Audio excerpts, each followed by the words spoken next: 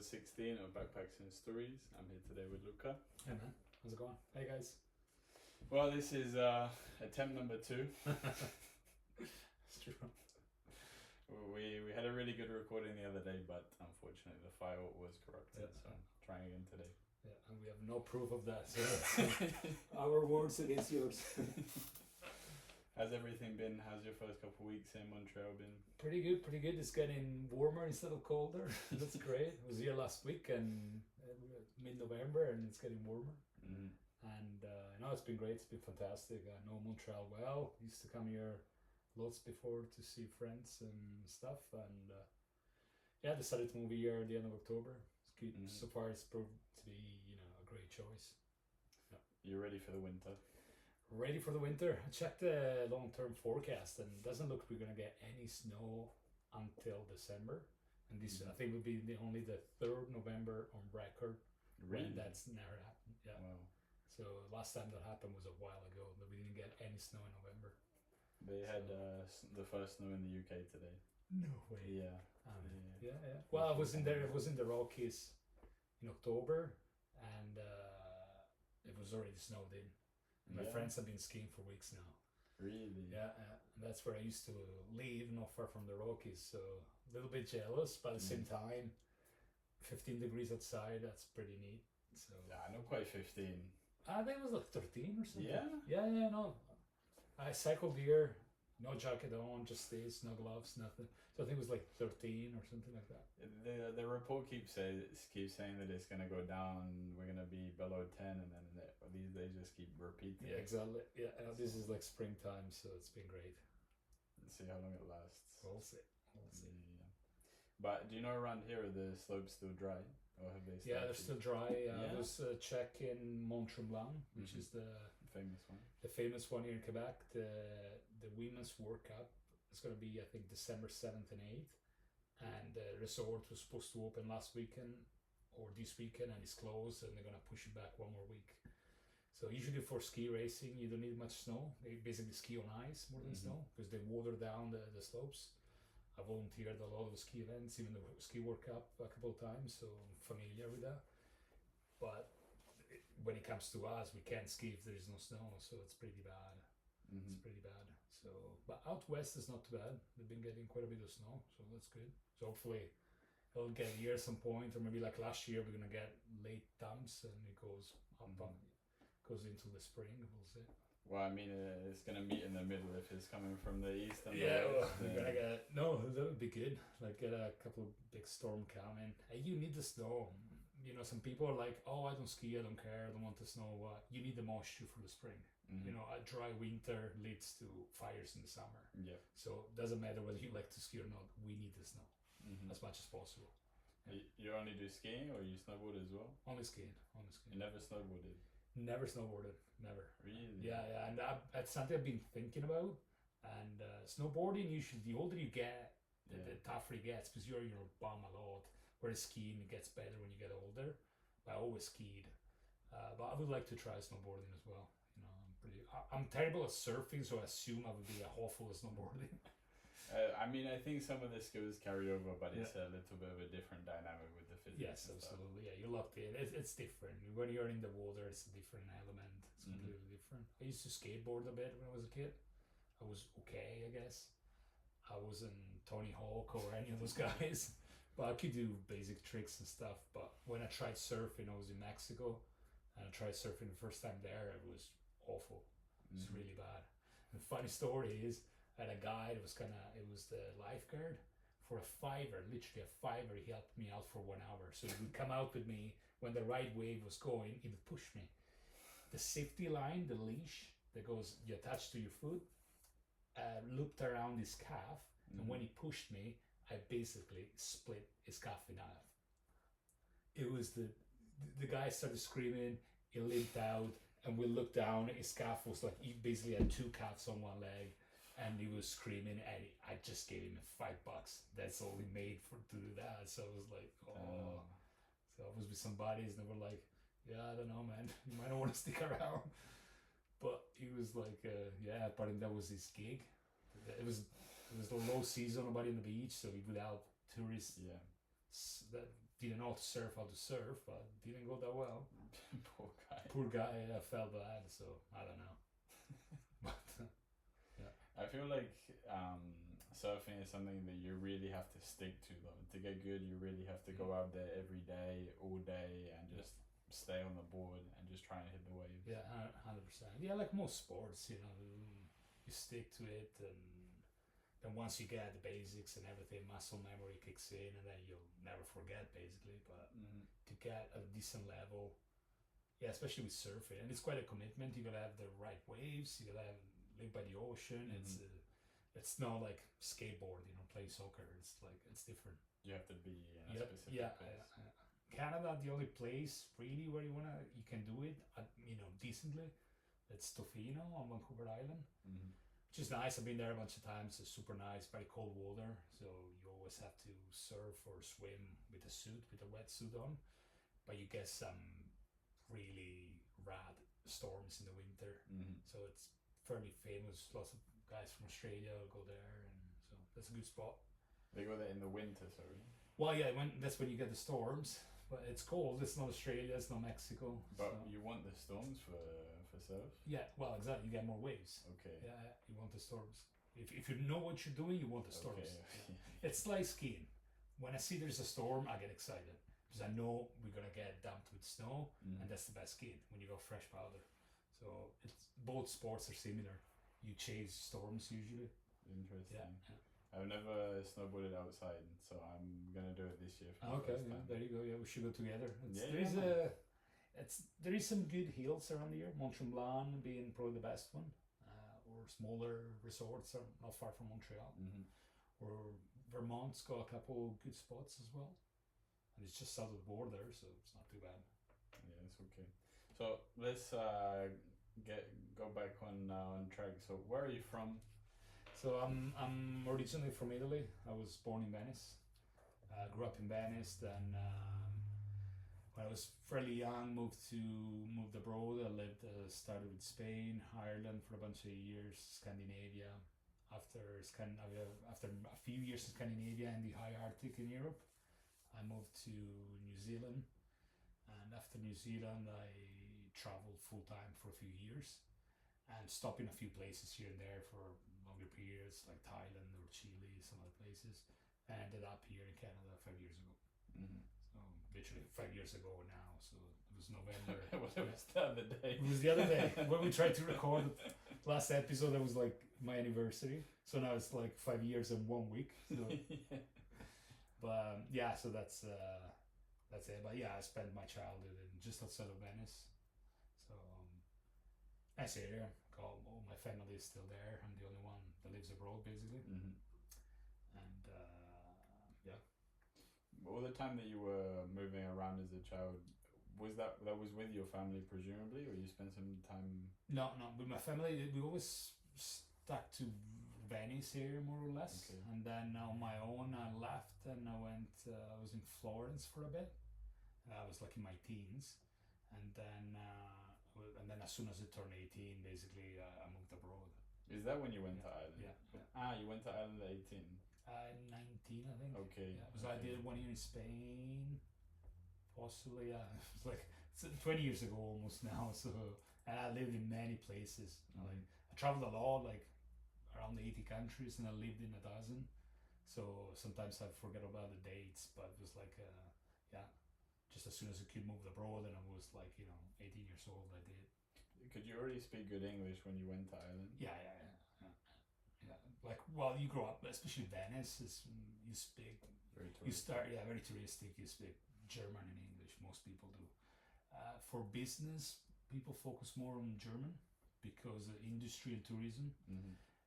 So we grew up studying. I think even elementary school, possibly we were already studying German, but possibly definitely middle school, and English as well. So, and then music, watching the telly, the usual. And I spent my early 20s was in Ireland, Dublin for a while. So then you master it. It gets better and better. Yeah, that was it. But you didn't speak Spanish before you went to Spain. No, didn't speak any Spanish. But being Italian is fairly easy. They're very similar. And my dialect, the dialect from Venice and that region. The Spaniards and the Portuguese used to be in Venice, talking about I think 500 years ago, whatever. Really? Yeah. So that our dialect is very similar to Spanish and Portuguese in some ways. Some words are Spanish words, and they've got nothing to do with Italian words. So it's always been easy to understand Spaniards in general, and Portuguese as well, like Brazilians, people from Portugal. So it's fairly easy if you speak Italian, especially from the north. So you go on holiday in Spain, within a week, usually you're able to have a proper conversation. What were the Spaniards and Portuguese doing in the 15th, 16th century? Oh, that's like a history. I think it was like a mix. The Republic of Venice used to have it was one of the biggest trading ports in Europe at the time. So I guess that's the main reason for them being there. But it was a melting pot. Like Italy's always been a melting pot, from since the Romans. People from all over Europe, Northern Africa, Asia, and Venice as well used to be a powerhouse when it came to transport, like sea transport or ports and stuff. So I guess that's the main reason. But I should know better. I'm sure I've studied in school plenty, but it's been a while. No, I mean, it's a different. Learning in school is different to learning things when you actually want to go and learn. Exactly. Yeah. It's easy to sit there in class and be like, this happened, but you don't really care. No, especially at that age. And this is stuff we were taught. We were kids, so you learn the basics, and then you're gonna forget. It's no information you usually never really use, but it's good. I probably have to look it up. Next time I come here, I'll give you a better answer. Do you prefer to speak dialect or Italian? My dialect. Yeah. Rarely I speak Italian. I met just last week, the same place where you and I met, the Mondolingo, the language exchange place. Met a bunch of Italians. It was nice because I don't really use it that often. I got a couple of friends here who are Italians or speak Italian, so that helps. But with family and friends back home, we only speak dialect. Yeah. And it's my preference. If I had to pick, I would rather speak my dialect. It's more characteristic. It reminds me of home.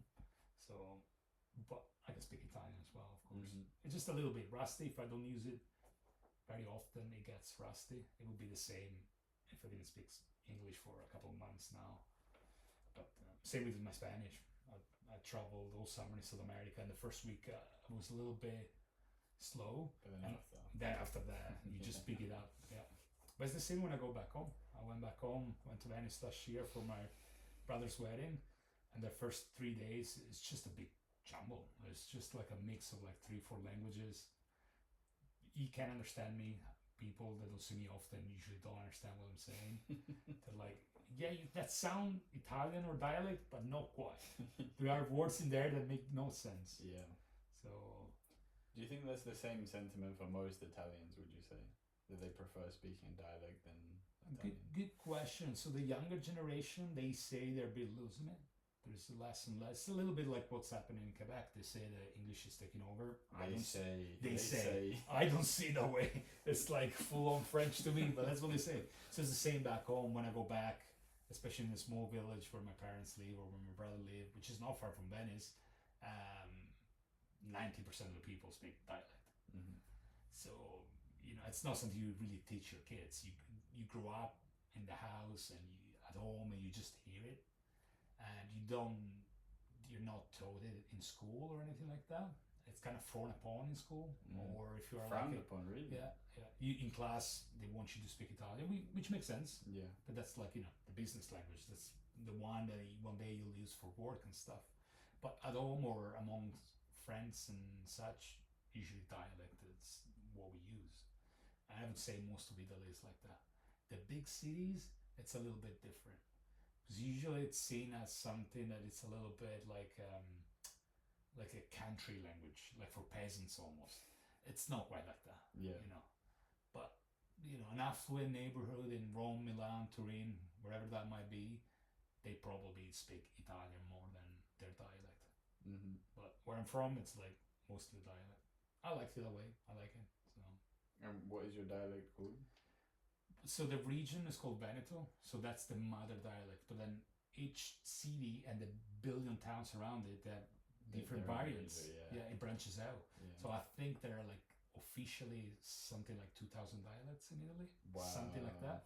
Some of them, like Sicilian, Sardinian, they're considered languages. Mine, people from the region consider it a language, but I don't think the government sees it as a language. It's just a dialect.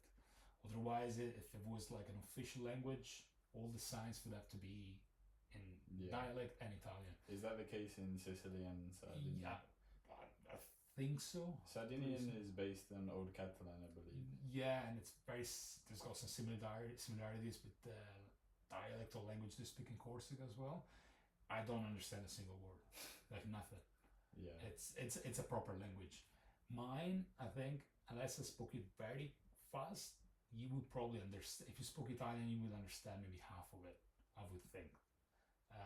I actually tried last week with one of the Italian guys, and I think, I couldn't really understand what he was saying. He could understand a little bit of mine. Okay. Yeah, so it depends on the dialect. Yeah.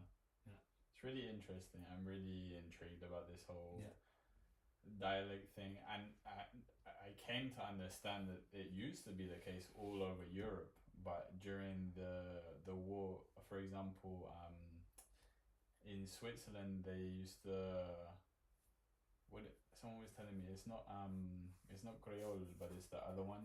Okay. Which is just a word that means like a foreign language. Yeah. So all of the regions used to have their own dialects, but then because of the war and stuff, and I don't know, everyone running their business around, they cut them out of France and Switzerland and Germany and stuff. Interesting. Yeah, no, I think I haven't seen anything quite like Italy, to be honest, in terms of thousands of dialects. I've never seen. Spain's got a few, and of course got Basque, Catalan, which are languages basically. Usually the accents change. I honestly, all the countries I've been to, I've never seen anything that vast. But but I don't know. I'm sure it's like Canada. You got like accents, and depending on the province, some words change. That's just slang, and it's usually a few words. Where I'm talking about is we used to, like, the city where I was born, which is an hour from Venice. It's got a wall all around. We used to go at war with the city up the road, basically. So the country was built on like I don't know how many microstates almost.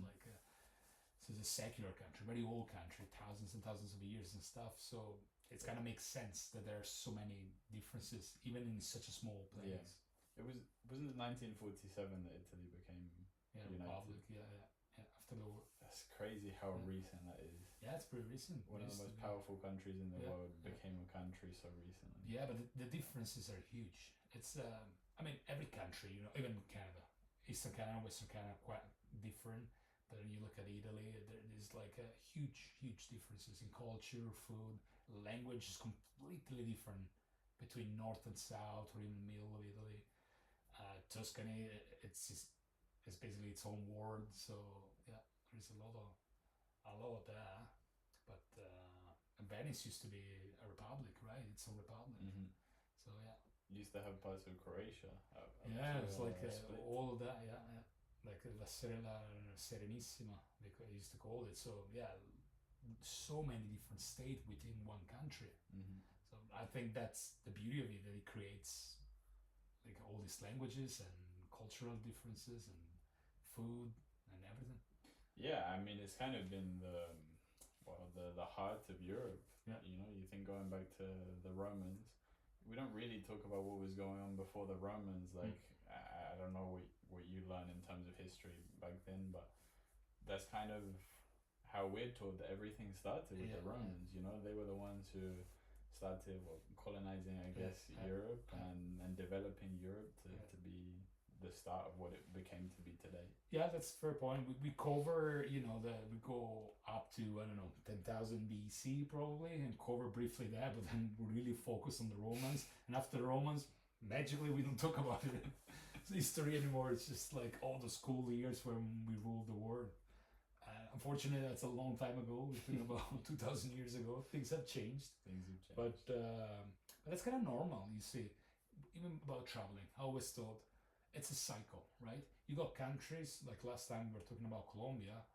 Colombia in the 70s or 80s were off limits. Only the crazy travelers would go there. Now it's probably most people's favorite country in South America. The first choice. The first choice. Personally, not mine. It's maybe top 5, but it's not my first choice. But still, it's a beautiful country. And up until 30, 40 years ago, I remember telling, I think my dad, the first time I went to Colombia, I'm going to Colombia. He hadn't caught up with the times. It was like, what do you mean you're going to Colombia? I was like, yeah, it's fine, Colombia now. It's fine. And you think one day, probably maybe Afghanistan, Pakistan, maybe these countries might be the new India or Thailand. That's a bit of a stretch, but you know what I mean. Yeah, things change. Yeah, it's gonna happen. And I mean, the thing is, a lot of those countries were rising to become that point, and then the US came and shut it. Or either that, politics or economy, all sorts of stuff. Look at Venezuela in South America, it was rich and booming oil and stuff, and now it's like almost off limits. But then things change. Almost. I tried to go this summer.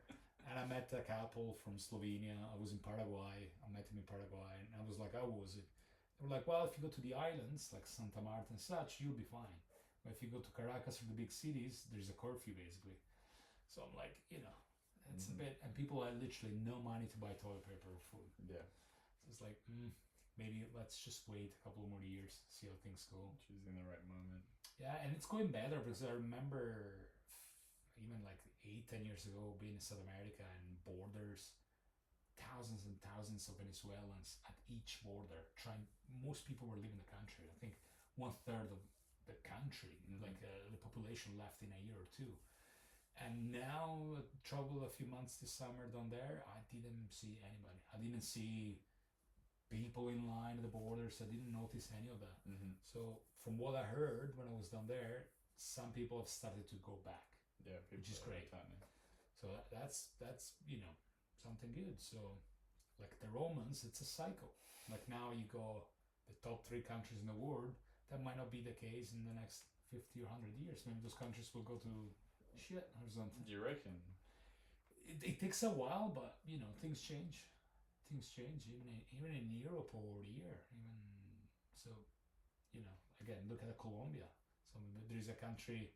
I always thought, like, just imagine I went to South Korea a few years ago. I spent 2 months there traveling, loved it to bits. And I was able to go up to the DMZ, the border area, which is like, there's the army everywhere and stuff. I didn't do all the touristic crap. You can basically get on a tower and look with binoculars into North Korea. You see some people working in the fields. It was like it's kind of dystopian. Like a zoo thing. Yeah. I didn't do any of that, but it was cool to get close, and I cycled there. I was cycle tour in Asia. And I was thinking, imagine if they, it would take decades probably, if they fixed whatever's going on there, and one day they reunified again, and you'll be able to go into North Korea like if it was a normal country. Now you can. I haven't done it. I met people gone to North Korea, but you must be guided at all times. It's you're like escorted. Yeah. It's not traveling to me. It's just whatever that is. I don't even know how to call it. Like going on a tour. On a North Korean zoo tour. Yeah. So that might change. You never know. I'm definitely interested in going myself. I think it would be cool to go in and see because, again, people don't really go there. No one. No.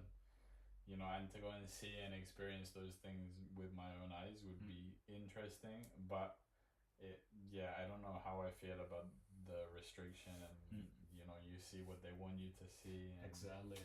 The check from the few reports I got from people who've been there, they were saying, they check your pictures. You can only... Even when it comes to photography, you can't just take a picture of anything you want. So it's not really my thing, but it might change. It might change.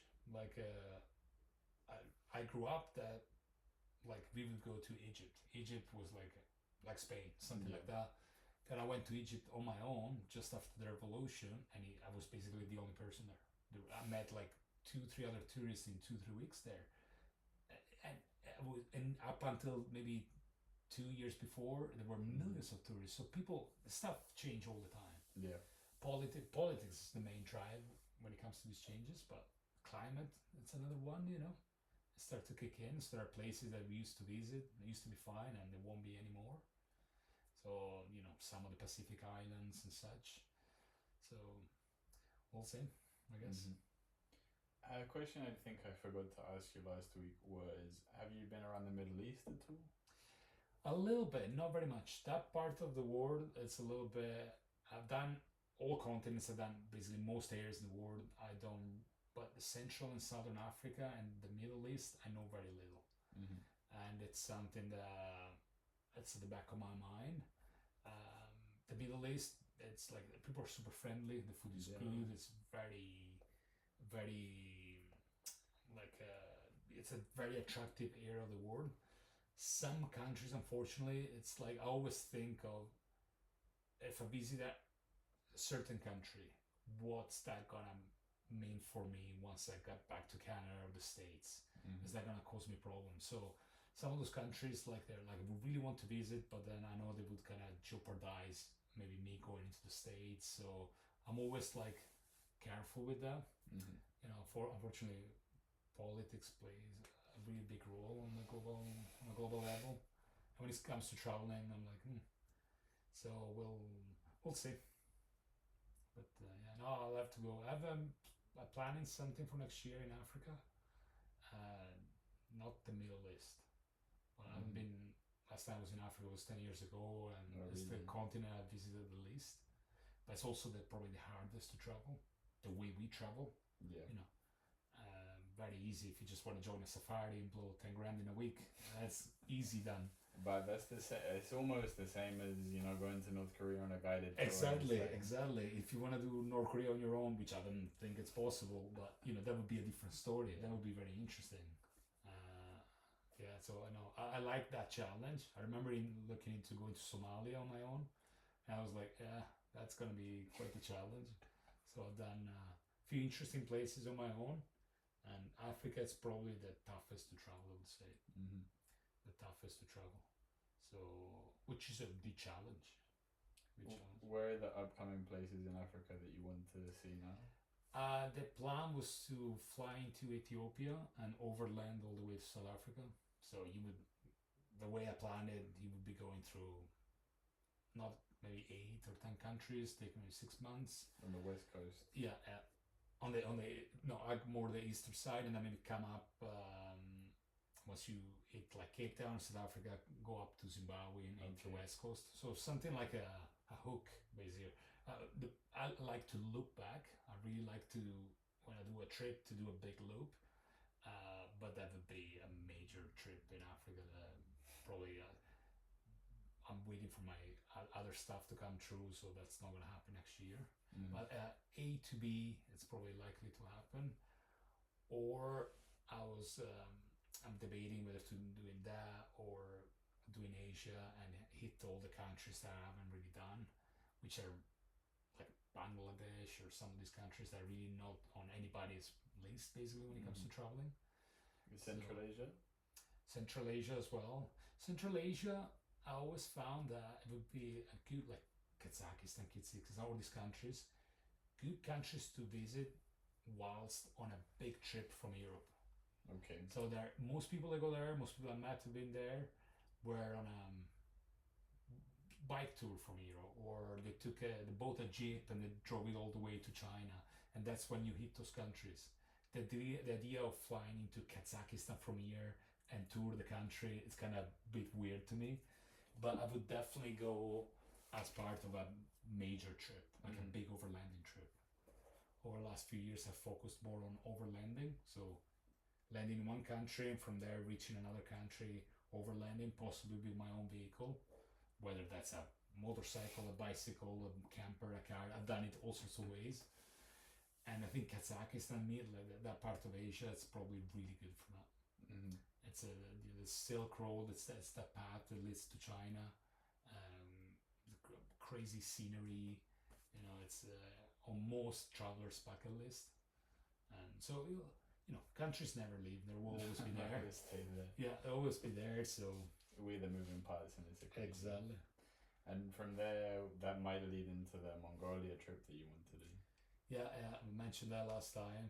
Mongolia, because it's the last country I have on my last big country I have on my bucket list. I always thought I would do it on its own, possibly. Yeah. Because I always said it, and it's such a big, vast country that you could easily spend months.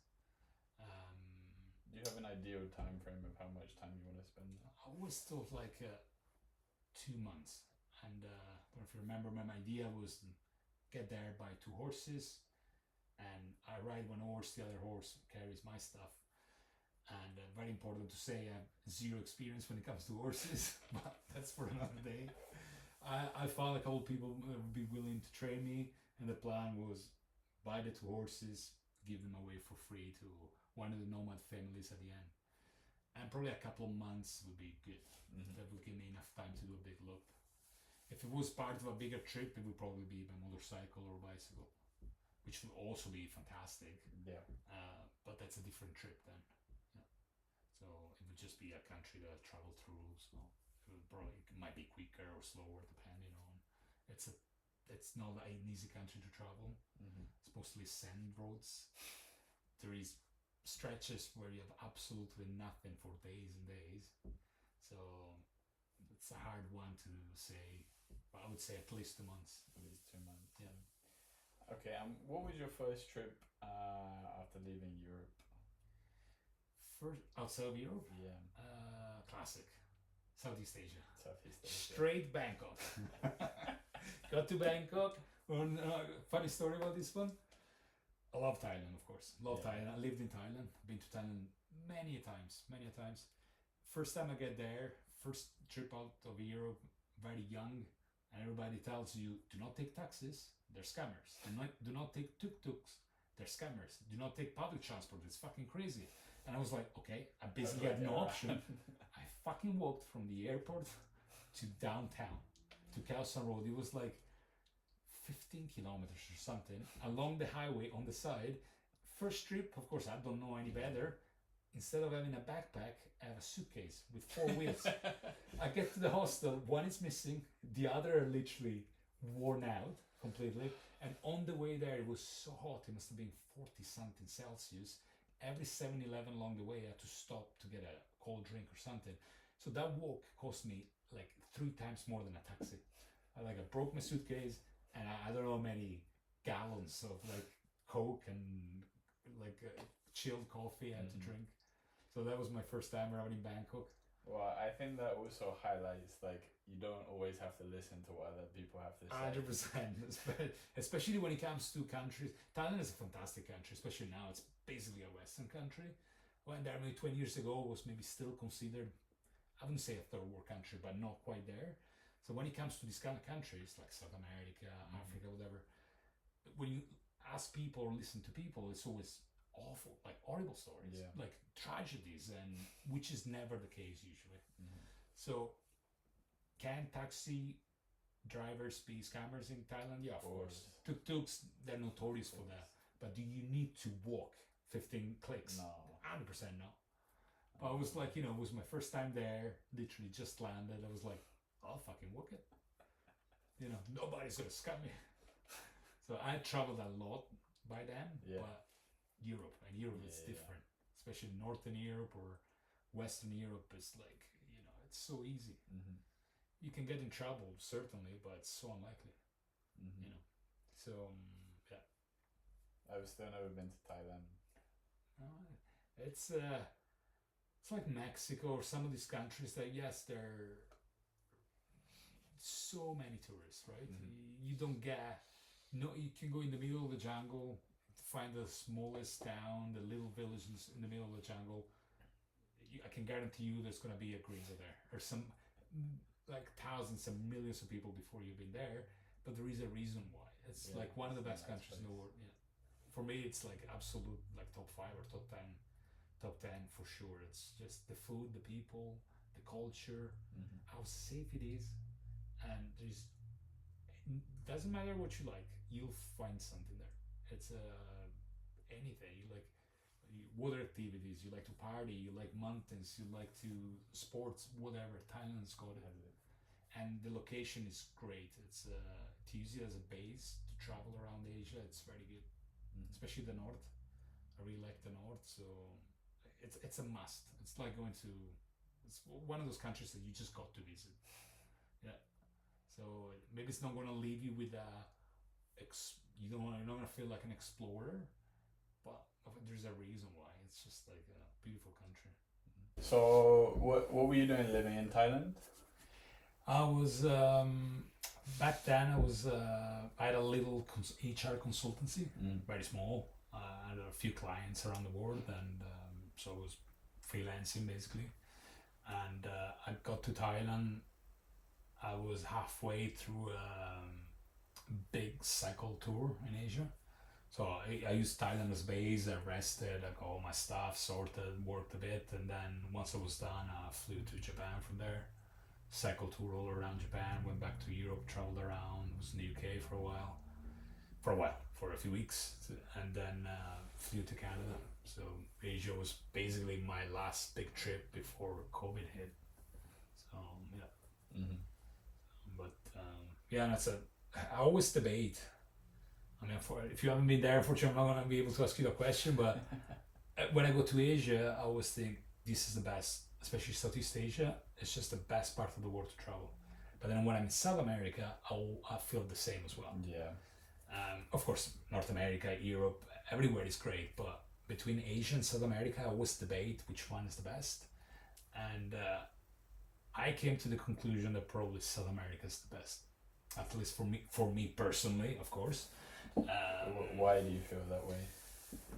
Well, I traveled South America extensively as well. I spent years down there and on several trips, so I know the country well. Speaking, I'm fluent in Spanish, which huge help. My Portuguese is pretty good. So Asia, unless they speak English, you have no way to communicate with them, because every country speaks a different language. If you're traveling, you're not going to learn Cambodian, Thai, or Vietnamese. You can, but it's very unlikely. You can learn the things to be polite, but it's not the same. Not the same as traveling around one continent where they having a conversation like that. Yeah. So with everyone. It makes traveling completely different. You end up, I don't know how many times, countless times, ended up, having random dinners with strangers, being invited, come to my place, you can stay here the night. It happens so many times, and not having that language barrier makes it much easier. And of course, there is also the culture side. Eastern South America, Brazil, Paraguay, Uruguay, Argentina, all these countries, they have a huge Italian influence. So I find it very easy for me to connect with them. Very easy. And when people learn that you're from Italy, they get super excited. They want to know where you're from. They want to practice their Italian. So you get treated in a different way, I guess. The other side of South America, like Chile, Peru, Colombia, all these places, the Italian influence is not there anymore. But still, it kind of feels like home in a way. Even though it's completely different from back home, but still I see the resemblance. I see something.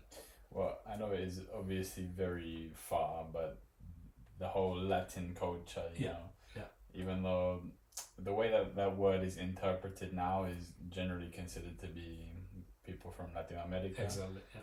But the word itself refers to people who come from a Latin background. Yeah. Which refers to the French, the Portuguese, the Spanish, the Italian. Yeah. And it's funny. I've had this conversation a lot, and it depends on who you talk to. So I see myself, maybe like you said, but not like you said, but like I don't see myself like I can't say I'm full on Latino, but I see part of it. There are people from my country that don't agree, and there are also people from South America. I have this conversation a lot down there that when I tell them that, they laugh at me. They were like, "You're not Latino. You're from Italy. You're from Europe. You got nothing to do." And there are other people that agrees with me, and they're like, "Yeah, it's true. Of course, you guys are the Latino of Europe. You are. We're different. I mean, different. We have like characteristics that are very Latino, and I'm proud of that in a way. You know what I mean?" And so yeah, that conversation a lot, but I agree with you. So I think the Southern Europe, Central America, Mexico, and South America, we're all Latino in a way. I think. I think it comes with the weather has an impact. I think the weather definitely when the sun's shining, people are a bit happier in general. Yeah, 100%. You know? When everything's a bit warmer, people just are warmer in general. You know, you think of us Northern Europeans, and you've spent a lot of time in Northern Europe, and you know, the people, it's not to say that the people are bad, there's no right or wrong, but the people are different, the people are more reserved. When you come into their world, it's different, you know. When you're in the friendship circle, we're very warm with each other, but you know, we don't have the whole culture of like talking to your, you know, the people randomly in the street. No, randomly. That's the reason. I remember in Scandinavia it was like that. It took a while to break in, basically. And once you're part of the circle, the bubble, it's great. And maybe there is much that drama that you see in some Latino countries, but it takes a while to get in. I remember my first country where I lived all over basically Scandinavia. My first country was Finland, and Finland is, even for Scandinavian standards, is known to be a very cold country when it comes to people. And of course, I didn't live in the south. I lived in Lapland, above the Arctic Circle. I used to train sled dogs, so you have to go in the sticks to do that, and it was tough. I mean, I was lucky because I worked as a guide basically, so I saw people from all over Europe, the world. But with the locals, it was tough to get to know them. It took forever. I would say the first year, I didn't even make one friend that was a local. I was also always in the bush, literally 24/7 almost, so it wasn't a very social life. We worked hard, we trained a lot, it was like a lifestyle. I lived with huskies basically, not many people, mostly dogs. But when you went into town, it's definitely not like some town in Argentina where you go to the bar, you hang out with people, or you just meet a strangers sitting on a bench in the park, you know, conversation. It doesn't happen. Still, they're great people, of course. They're different, like we are different. So everybody's different. I like that of traveling. You know, it's so interesting to me for a country that has such a reputation for the people being so quiet, is that the people speak perfect English without even really speaking to other people, you know? But from what I noticed, because I was curious about that, it's the same in Norway, and Sweden. Norway and Sweden being the best, I think, with Denmark. Finland sometimes, most of them speak Swedish as well. But of all those countries, I found was the one where a few times, when I'm talking about, probably I can count them on one hand how many times that happened, I met someone who couldn't speak English, which is almost impossible for Sweden or Norway. That unlikely to happen. I think it's got to do a lot with also they're small countries. I remember friends' kids or whatever, they would be home watching the cartoons or the movies, and everything's in English basically with subtitles. We don't have that. The French don't have that. The Spanish don't have that. We translate everything without every movie. So that makes a huge difference. Yeah, it does. And the Portuguese are the same. They don't same translate. thing. We don't translate, so it's like it makes a huge difference. It's bad to say, but you know, watching the telly can be useful when you're that young. You're like a sponge. So I remember my boss's kids. They were like 4 or 5 years old, and they had like a perfect American accent. They just grow up watching Hollywood movies and stuff. And it was impressive. Never, I don't know if they traveled much, but clearly not, like you said, not kids that would talk to foreigners or anything. Beside me at work, if I saw them. Yeah, just watching the telly, everything is in English. So, you know, it would be, I thought about it. It was like, it wouldn't be a bad thing if it happened in our country as well. You know, with subtitles, maybe in Italian or French, whatever it is. You know, growing up speaking 2 languages from 3, it's so powerful. Very useful later in life. Can the rest of your family speak good English? Not really. Yeah. What was it for you that, you know, made you interested and wanted to develop that skill before leaving? Traveling, and even as a kid, I always loved traveling and music. You know, you listen to music, and I can guarantee you, even if it's like an English band, it makes no sense if you're just listening to it. It's like if you listen to some German band without speaking German. So if you really like a band or you want to know what the lyrics are about, you kind of have to make that effort.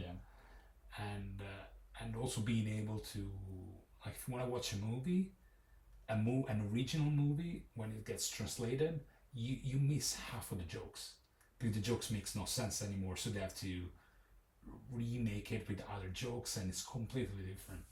I remember growing up watching movies that I really liked, and then watching them in English or whichever original languages they were first made in, and big difference, huge difference. So I think that's probably top 3 reasons. But traveling, I would say the most, even as a kid. Didn't travel a whole lot with my family. When we did, it was like the best time. Like, love it. Best memories I had as a kid. Traveling. Yeah. Traveling, and again, it's not like, some people are lucky, grow up, and the parents will take them all over the world. That wasn't my case, unfortunately. But the little we did, it was the best time we had as a family. I remember I'm so fond of those times. So I was like, okay, I'm gonna do it. That's gonna be me as an adult, and of course I'm gonna push it to the max. I'm gonna do it all the time, full time, whatever. And I want to learn as many languages as possible. So then you're able to communicate with, traveling around. If you can know English, Spanish, and French, that's it. Yeah. You're set. Yeah. You're set. The chance that you're gonna run across a person who, or at least where you are in the world, you can't speak one of those 3 languages is so slim. Yeah, absolutely. And so it's like, you got those 3. I have a couple more. That's even better. But those 3 are the ones you need. Are there any languages that you still want to learn? No, really. I think I know. Well, I would like to. Like, Portuguese is fairly simple for me. I speak it, but I wouldn't say I'm fluent. Okay. And that's something like, maybe another summer down in Brazil, then I would be, able to have a conversation like this without having to overthink things. So probably that one. And my German, I used to speak it much more. Now it's been years, so I use it whenever I can. Yeah. But something that I've been thinking about. I was like, I should probably pick it up again before. You never forget, but then it gets too rusty. It's not my first language, not even my second. So it's been a while. So traveling, fortunately, there are a lot of German. Everywhere you go, there's always Germans. And so you get to practice quite a bit. But like right now here, for example, or in Canada, not so much. Out west, even less in Montreal. Yeah, Montreal, very few. Out west in the mountains, more people from Germany, but not that many, to be honest. So. And coming here to Montreal, because you said your French is more or less. But I understand, and I'll get, I'll do a course like most people, and it should be fine. I'll get there. I studied a bit when I was younger. I have a lot of friends from France, like a lot. Never had a problem with them. Quebec is a different beast, though. The accent is like so hard and different, like completely different. So doesn't sound as nice either. No. So sorry. Yeah. Montreal is not too bad, but as soon as you leave Montreal, it gets tricky. So you basically have to pick it up again. But we'll get there. This is your new home, so exactly. No, you have time. Yeah, I got time, and it's important to make an effort. I mean, in a good and a bad way, most people speak English here, so you're still able to communicate, work, whatever. Perhaps you don't have that drive to learn it because you have the option, like many people, unfortunately, that will live here forever without speaking French. And you can do it, you can manage. That's why I feel like I'm slipping down into, I really do want to leave with not being, not even as good as my Spanish, but I want to be able to leave with the ability to have a conversation. But I just don't have that same motivation, and like you say, here is so easy to just speak English all the time, or Spanish. If you lived in France, it would be different. Unless you were in a very small community of foreigners, whatever, you would have to speak French. Or even Quebec. Yeah, or even Quebec, or any of the small towns around here. Montreal, so many people speak English. Most people speak English. And a lot of people like speaking English as well. Yeah. So. And what I found, because first time I came here, I wasn't even living in Canada. It was many years ago. I was on a big motorcycle trip across the world, basically. And when I got here, people out west that told me, a lot of people will not like it that you don't speak French. I never had that experience. In anywhere in Quebec? Never ever. But also, like you, I don't have an accent. I don't have a Canadian accent, so I think that helps. Because I did meet friends from Alberta, BC, wherever that might be, that came over and they were like, yeah, it wasn't. I struggled a little bit because the people could hear I was a Canadian, so they didn't like that I didn't speak French. I never had that problem. I could be a tourist for all they know. Don't know. But this is some strange internal battle they have within Canada. And I met a tour guide who told me he was doing a tour. Like he does Spanish tours. He's from here, but he speaks Spanish. And he was doing a tour he took them to Ottawa. Yep. And they went to a cafe, and there was a group of French people, and the guy served them in French. But when the tour guide spoke to him in French, he responded to him in English. Because he knew that he was Quebecois. So they just have their weird things. It's one of those things. It's one of those things that a lot of people here are afraid. I think there is a new law as of October kicked in, which I think I thought it was already there. Basically, everything's got to be in French first, but they're pushing it to. I was listening to an interview of a guy who's a Quebecois and speaks French, who sells instruments, like musical instruments for a living. And he said some of the guitars we get, they have a little tag inside, the manufacturer, whatever is made. That tag, of course, is in English, wherever the instruments come from, the States, England, wherever that might be. He was saying that basically the government wants you to rip apart the guitar to remove the tag and write in French. That's too much. That's just pushing it too far, I think. It's like everything in life, you got to have that balance. If you take it to the extremes, it's gonna kick you back. It's gonna kick you back in the ass. It's gonna. I don't know if you've heard about this one, but apparently they're changing it for newcomers in hospitals won't be able to receive service in English. Wow. Yeah. That's something else. Yeah. Newcomers won't be able to receive service in English. Wow. If you go in for, I don't know, you broke an ankle, you came out with like a new set of boobs, that's gonna be a problem. I mean, I think it is the problem, like just putting so much pressure on keeping this language alive, which to you and I, being foreigners to this place, to us it doesn't seem like French is disappearing. No, not at all. Not at all. I mean, I would say, let's say, jump on the metro. I say 90% of people are having a conversation in French, usually, maybe. So it's not that bad. What happened before? I think there was more. Still now there are parts of the island of Montreal where French is spoken more than English and vice versa. But I think back in the days, from what I was told, it was more about clear divide. Now it's all mixed up. Yeah. I think that's what they're scared of. It was like, it's too much, too mixed. Well, to me, that's much better. Personally, than a divide. We've had those kind of divides in Europe. We don't like them. It doesn't work. We don't need a Berlin Wall or anything like that, So it's like, it makes no sense. But it happens in Italy. When people take pride in the dialect or languages and they're disappearing, they're going to try to do everything possible to save them. It'll never disappear. And it's not like Ireland where there is Gaelic or anything like this. French is spoken all over the world. The language will never disappear. So, but again, it's a complicated issue. You've seen it probably traveling. I think every country, every place you go, has got an issue like that, or two or three that are major. That from an outsider perspective, you're like, what are you doing? It's an easy fix, right? But when you're in here, it's different. It feels like, my country's got some, your country's got some issues that, Some, we've got a lot. Yeah.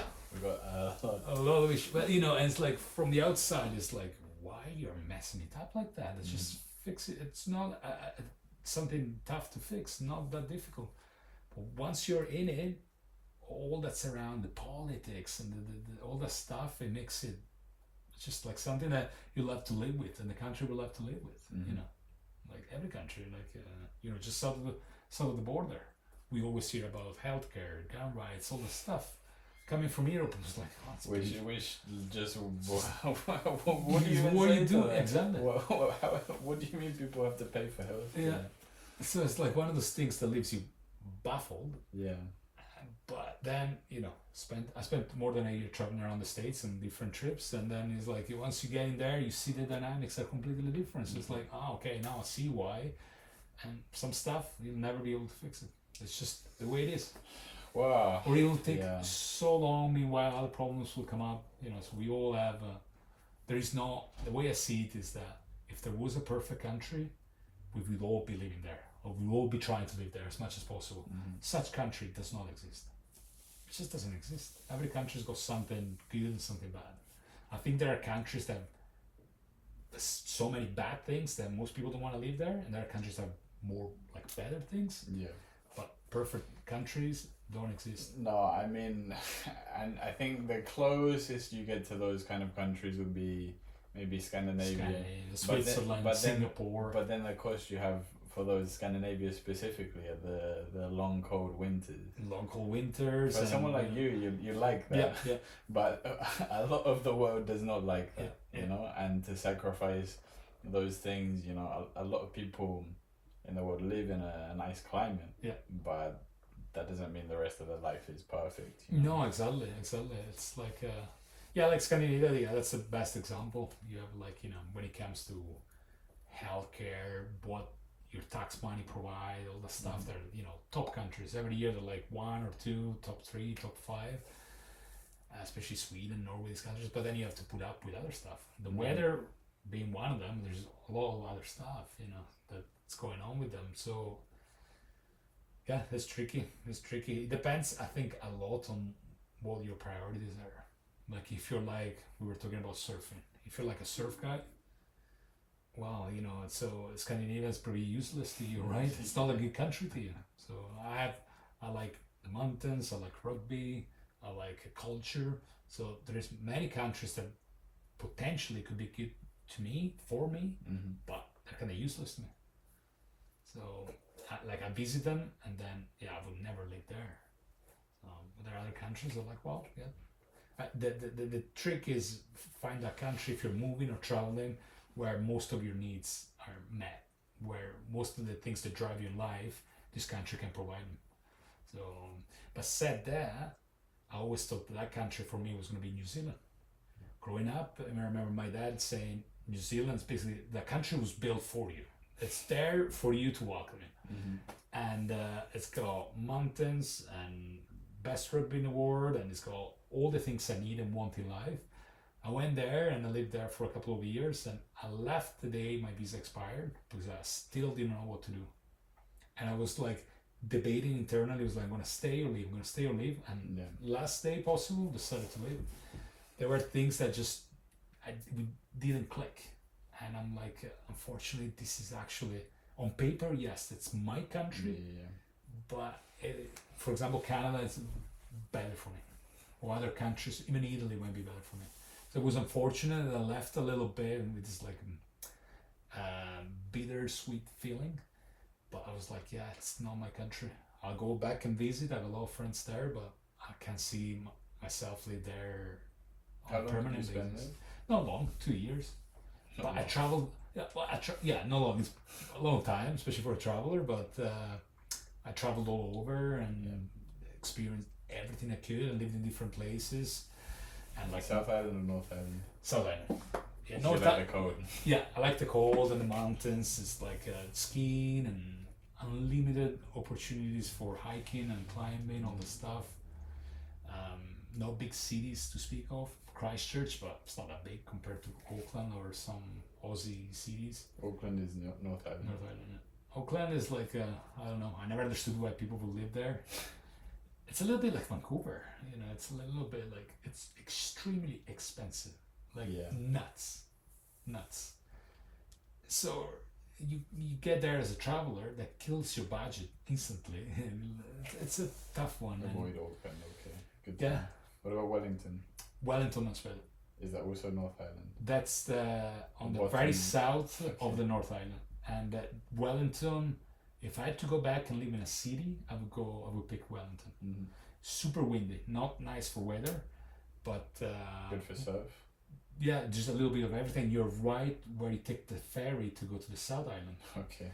So you're right there, but you can also just drive up to Auckland. And before you get to Auckland, there's a mountain ranges. There's a lot of stuff. Not far from Wellington, you have like hot springs, and it's well connected. You can fly places from there. How long is the drive from Auckland to Wellington? Oh, that's a good question. I would say 6 hours or something. Okay.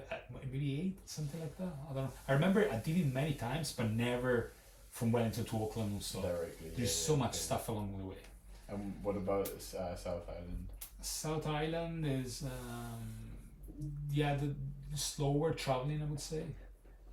But you can get like from Picton, I think it's the name, where you get the boat to Wellington.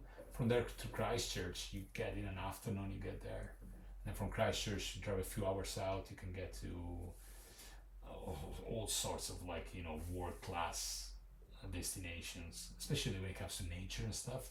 I think that's what New Zealand is about. That's why I never understood why people would go to Auckland. Yeah. New Zealand, it's all about it's just a city. It's like Brisbane. But it's the same with Canada. Montreal, I think it's the only city worth living in. It's got a soul, it's got culture, it's a much older cities. Calgary, Edmonton, Vancouver, these cities are very new. They got no soul to it. It's just a bunch of buildings with bars and restaurants. Even Toronto, I don't understand why people want to go and live in Toronto. Yeah, Toronto is like a nightmare. And the size of GTA, Greater Toronto area, it's humongous. The traffic, I don't know. Not even GTA, but even downtown. Even downtown. I lived on the corner of downtown, and to go to the other corner of downtown is the infrastructure is so bad that it would be like faster to walk there than to get public transport. Toronto's just a very poorly managed city. It's not built well. It's so expensive. It's so expensive. It's boomed like crazy. But Vancouver is tricky because Vancouver, the city itself, since the first time I got there, I was a tourist to visit a friend, and I remember being shocked. I was expecting the best city in the world. I was like, I don't see any of that. But the good stuff about Vancouver is that what surrounds the city. It's a world-class destination for that. The city itself, it's not worth it, to be honest. When people say, "Oh, I want to come see you in Canada, or we're gonna visit Canada," I always tell them, even before moving to Montreal, visit Montreal and Quebec City maybe, and then just go in the bush, go up the mountains. Don't visit any other city unless you have to fly somewhere. It's not worth it. Yeah.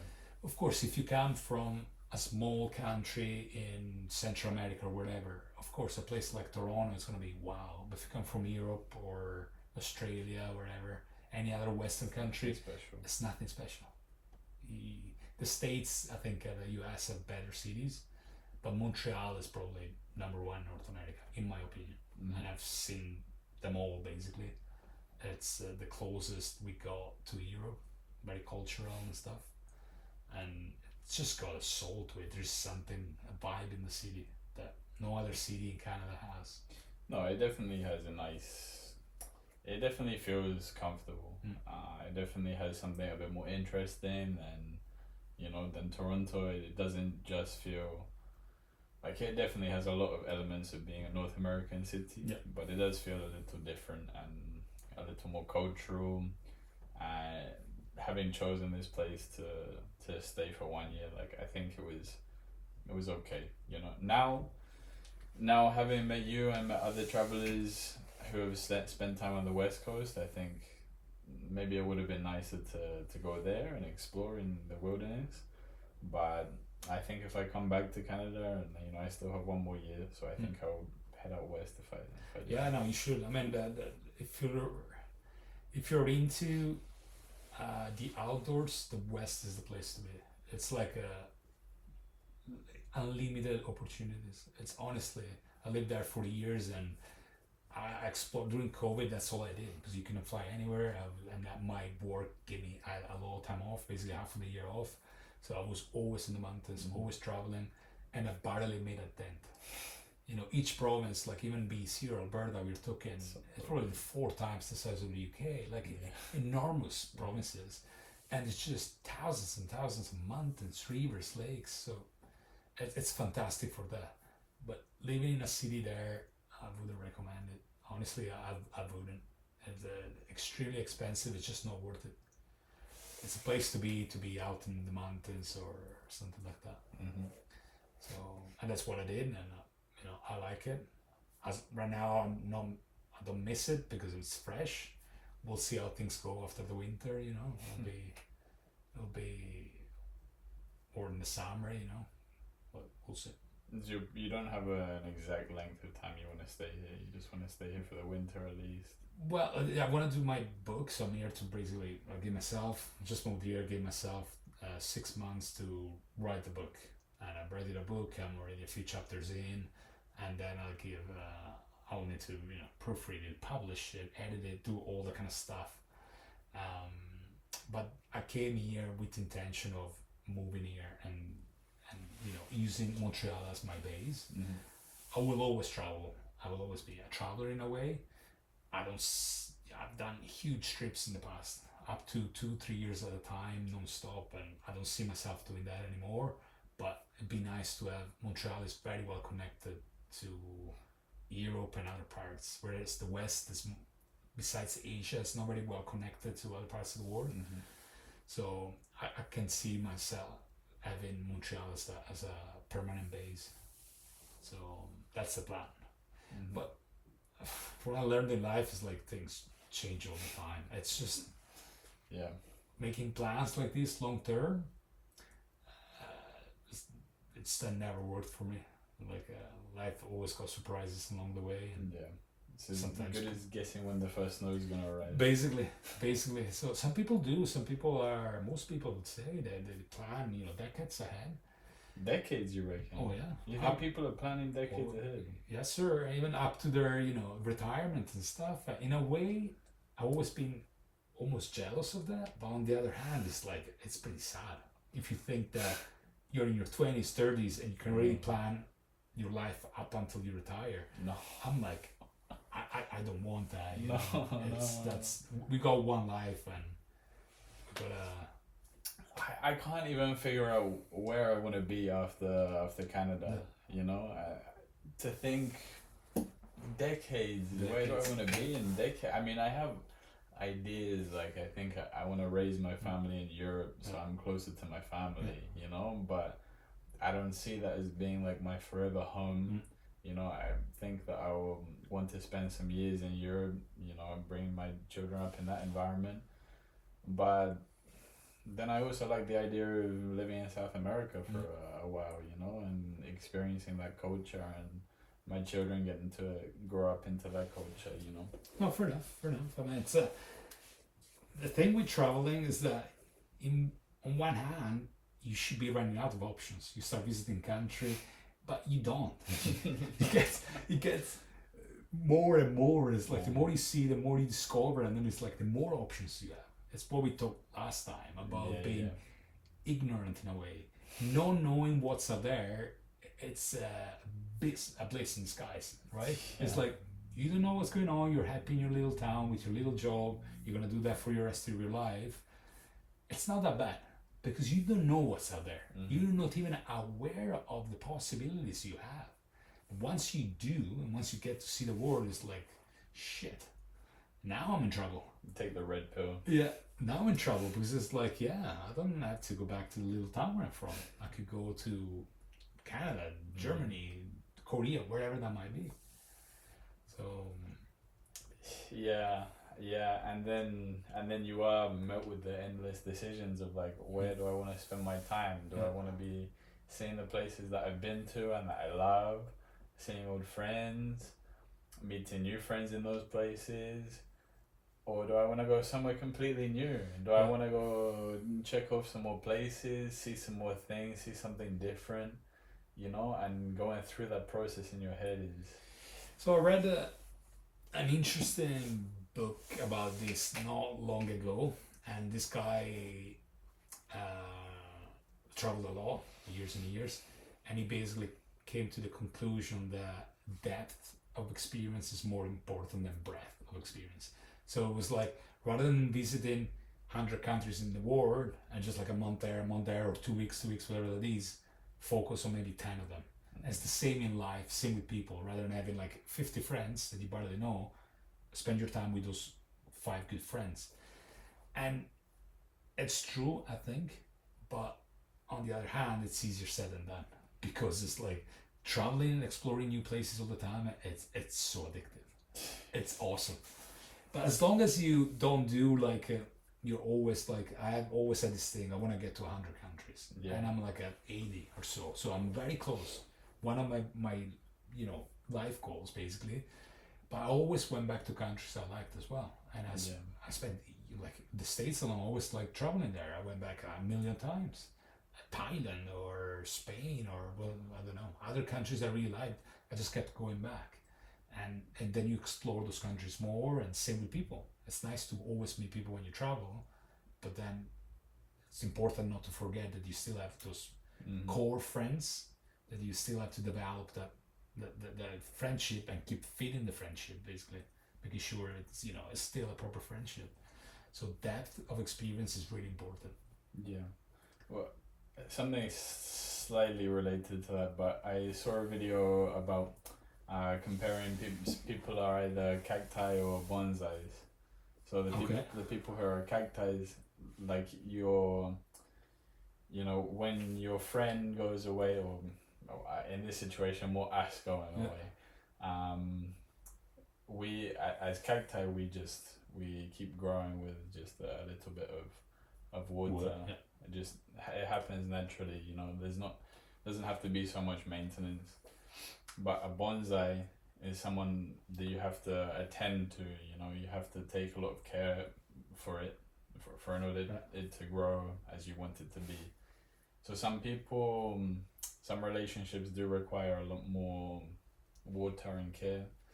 But I think, for me, I felt that a lot when I first started traveling. Like, I used to feel very attached to people, and now I feel like to remind myself,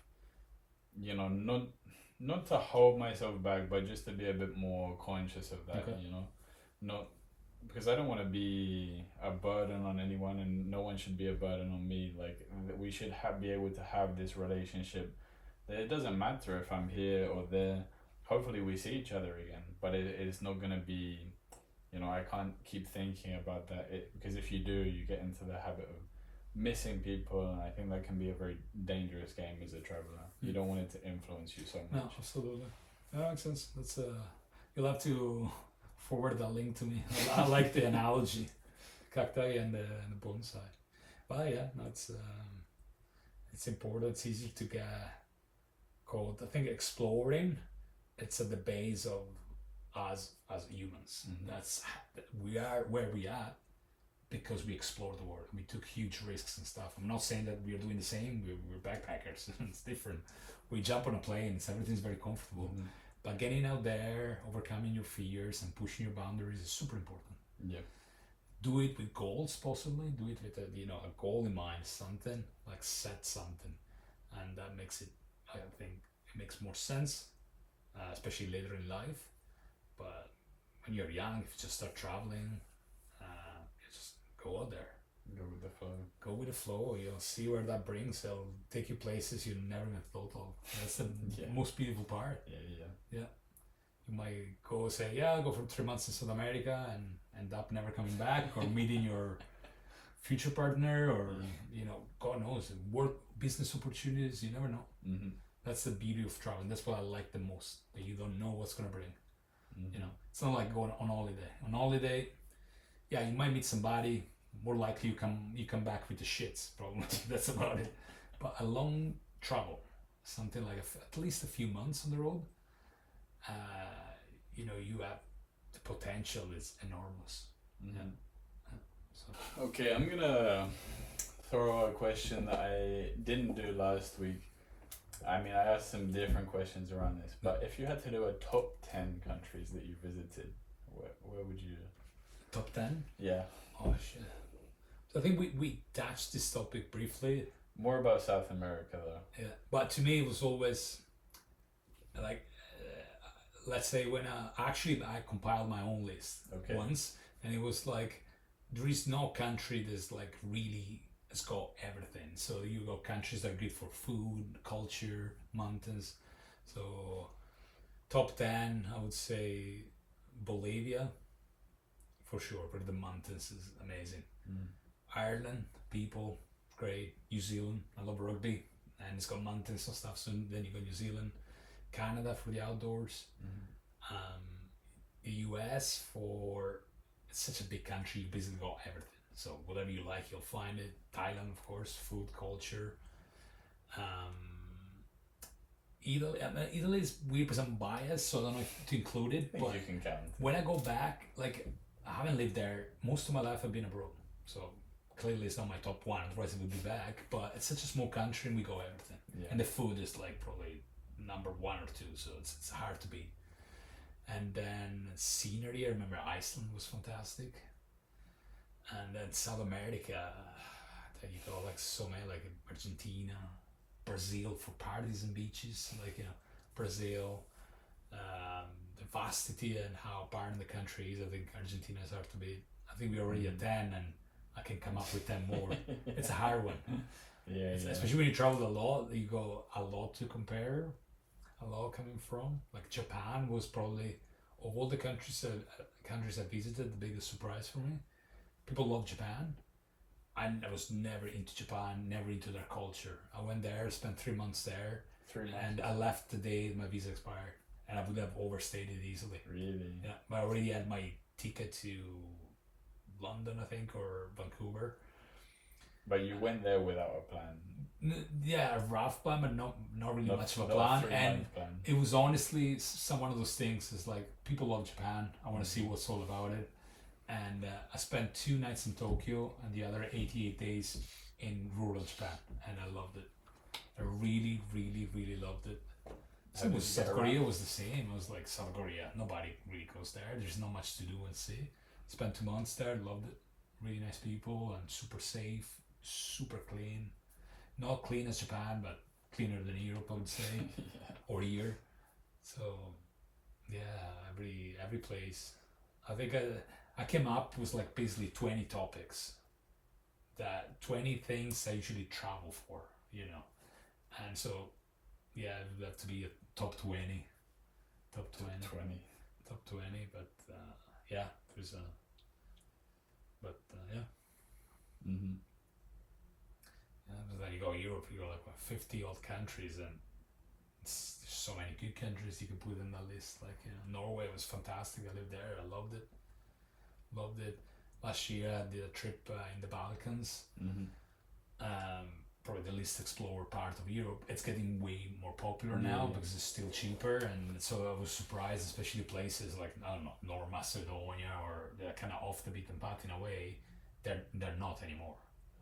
Even Albania, Montenegro, Kosovo, backpackers everywhere. Croatia's gone way more expensive, so people are pushing further south. Yeah, I know. I remember I went the first time in 2018, the next time in 2019, and then I went like 3 in 2022, and just seeing it like rising. I don't know how it is with the euro now. And I heard, I'm like when the euro kicked in, and I'm pro Europe 100%, but unfortunately when the euro kicked in, prices went down everywhere. And from what I'm hearing, the same happened in Croatia. It was to be expected. But we used to go when it was still Yugoslavia. That's where we would go with my parents. Yeah. It was just like a short drive from Venice. And I remember that time, like it would. I don't remember, but that's what my parents telling me. Like you would get like a seafood dinner, but like a feast. Like basically unlimited seafood. It was like $40 for 4 people. Now forget it. Of course, times change, and we're talking about 20 something or 30 years ago, but it's gone up like crazy. So people are pushing further south, countries that before nobody would travel except for hardcore travelers, and now going to a resort in Albania is almost mainstream, which is crazy. Up until a few years ago, it would have been a crazy idea, and now it's fairly normal. It's good. It's very good. That's good. I mean, the bad part is, there's less of a beaten path. you know, that's the thing. places. That's the thing. But even Kosovo, countries that like what? Mm-hmm. I didn't expect that. You know, backpackers everywhere. North Macedonia, like small little country. I thought that would be the only one. People everywhere. Are there any countries in Europe you still haven't done? I haven't done Ukraine. I've never been there, and Belarus, and Latvia, Estonia, Lithuania. One of those three. I'll never remember. It's like Latvia did. It's either Estonia or Lithuania. One of the two I didn't know. So it's like 3 left out of 54 or whatever. Russia you've been to? Yeah. I lived in Finland for years. It was right on the border. But yeah. When you said right on the border, your Finnish accent came out. It came out. Yeah, I know 3 words in Finnish, but yeah, we were close. I remember we would see sometimes, and we're talking. I left Finland, I think, more than 10 years ago. Yeah. So it was way before the war and all of that. And Russian jets would come over our airspace and basically look back. That was like, and it did that, not all the time, but often. And after we get used to it, because you would face, we weren't too far from the border, so when we were looking east, you're basically looking at Russia. Yeah. So when planes are coming from there, they're Russian jets. And then sometimes they would report you on the news, like they would invade the airspace for a few minutes and go back. Like a, you know, like a show of power, basically, telling people we can. And that was like a while back. And now Finland are part of NATO, right? Finland, they wanted to join, or I don't know if they have joined yet. They applied, they were in the process. Yeah, so we'll see how that goes. And Russia, it's a tricky one because when you most people I met from Russia traveling were cool. Yeah. Put together, but that's not only Russia. A lot of countries have that. When you put a lot of people from the same country together, for example, I don't think it's the case with Canada or certain countries, but you know, you go, look at Spain, you go to Marbella, I don't know, there's a group of lads from Manchester, wherever, you know it's going to be trouble. Yeah. You know it's going to be a lot of drinking, and you know it's like that. It's part of the culture. Same with the Aussies sometimes in Asia or whatever. And I'm sure the Italians are even worse when they go together to Spain. It's like that. But the Russians, you also put a lot of drinking, heavy drinking culture, like very toxic. So that creates problem. Then of course there's all the politics that comes out of the country, which is like pretty nuts. But like one-on-one, I really like them. They're always bonded fairly well with them. So yeah, so it wasn't. It was nice to live with them. Sharing a border with them. Don't right now. I wouldn't probably be as comfortable, but you know that's beyond. It's not something we can control, and it's like the power that be up there. So, but yeah, I remember the jets flying in. So that was something. But this was just before the first invasion of. No, this was like more than 10 years ago. But around 10 years ago was the first invasion with the Crimea stuff. The Crimea stuff, yeah. The Crimea is further south, I guess, and it's, yeah. But like the full-on war with Ukraine, that's like a couple of years now, 2-3 years. So it's different, right? When it first kicked in, there was I was here, but I remember talking to family or friends, and it was pretty bad. So I remember talking to some friends that are still in Finland. It was like, well, yeah, we're a little bit on edge, but this is different. It's a full-on attack on a sovereign country. So, yeah. But anyways, so it's, yeah, I know Scandinavia. I lived in Svalbard for a while as well. And Svalbard was very interesting. It's a very unique place. It's basically the only place I know where you can work legally without a work visa. As long as you can get yourself there with at least a tourist visa and you have a job offer, you can work in Svalbard without a work visa. Is there a lot of work there? Like if you go there, can you find something? So I'm talking about, I left Svalbard in 2016, so 8 years, and things changed. Yeah. Back then, you were not allowed to get to Svalbard without a job and just look for a job. You had to basically secure it before you arrive. Some people, I'm sure, were able to do it that way as well, but you couldn't just go around leaving resumes and stuff because there's not much going on. It's a small Yeah, town in the yeah. Arctic. But the interesting part was population would shift a little bit between summer and winter, but still it would be around 2,000 people, more or less. And there were more than 50 nationalities represented. People from all over the world. And but main jobs were like service, of course, tourism, that's where it was me.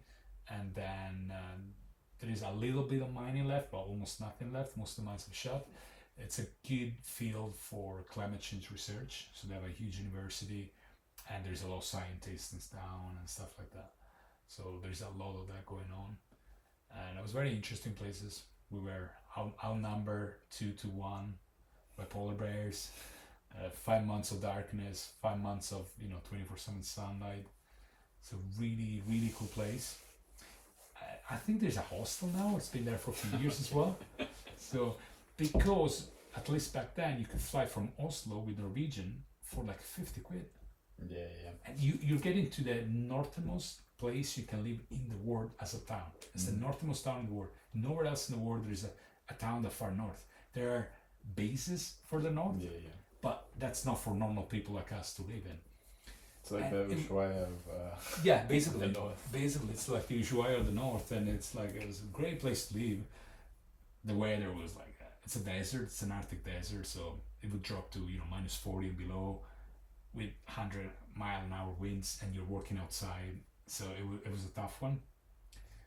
But do you want to talk about your experience, what you were doing there? Because that's quite cool as well. I was training sled dogs. So I started in Finland and moved from there on Scandinavia. And my last, I basically ended my career as a husky trainer in Svalbard. And it was tough. Svalbard was tough. I moved there. The weather, we want it or not, like especially when it comes to snow quality and stuff, winters are getting shorter and shorter. And so even northern Scandinavia, above the Arctic Circle, every year it's just progressively getting worse. Like we're seeing now, it's 15 degrees and it's the end of November. And so thought that Svalbard would be like the best place on earth to do it, and it turned out to be probably by far the toughest conditions I've ever experienced. There's not much snow being an Arctic desert, so you're often on ice. So when you're out with people, sometimes people are very experienced, sometimes they're not. So people that were not very experienced, it's really tough.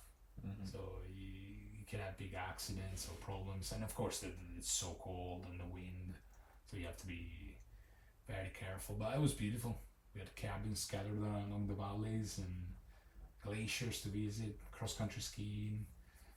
We could go out with sled dogs basically 12 months of the year. Because in the summer, even if there was no snow, you could still use wheel bag, basically like carts that you can use, so the dogs get some training in, which is not the case here, for example, or northern Scandinavia. It's just too hot in the summer. It's too risky. You can't have them run when it's that hot. But for most of the summer there is snow there anyway. Yeah, but you gotta go further up. Okay. Further up. But like the summer, usually the snow line goes up or disappears.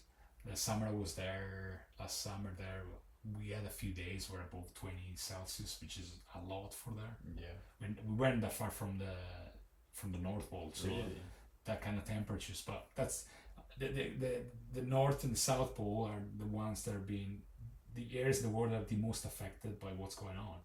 So like the average temperatures have gone up exponentially because they are the extreme parts of the world. So you see the shifts much more.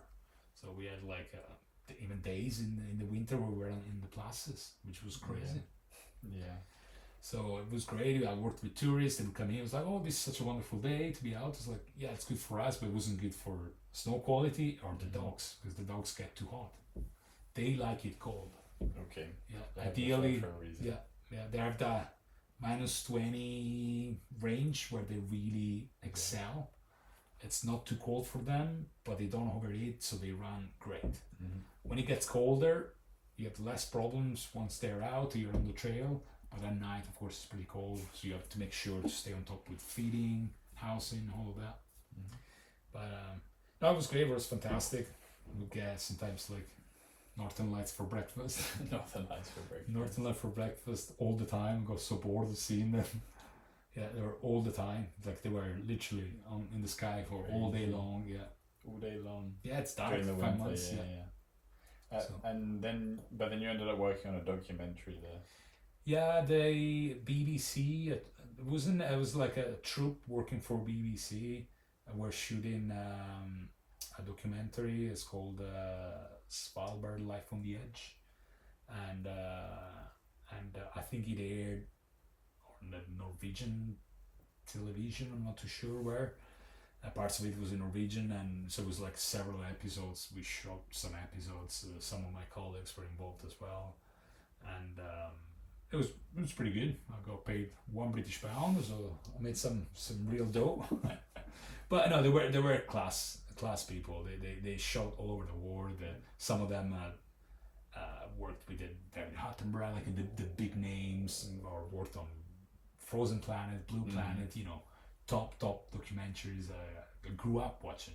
You know, almost idolizing. Some of the stuff is like, you know, that's what, especially as a kid, pushed me into going up north. Yeah, watching movies or in stories from people about the Arctic, or watching these crazy documentaries, people living up there. I was like, that's cool.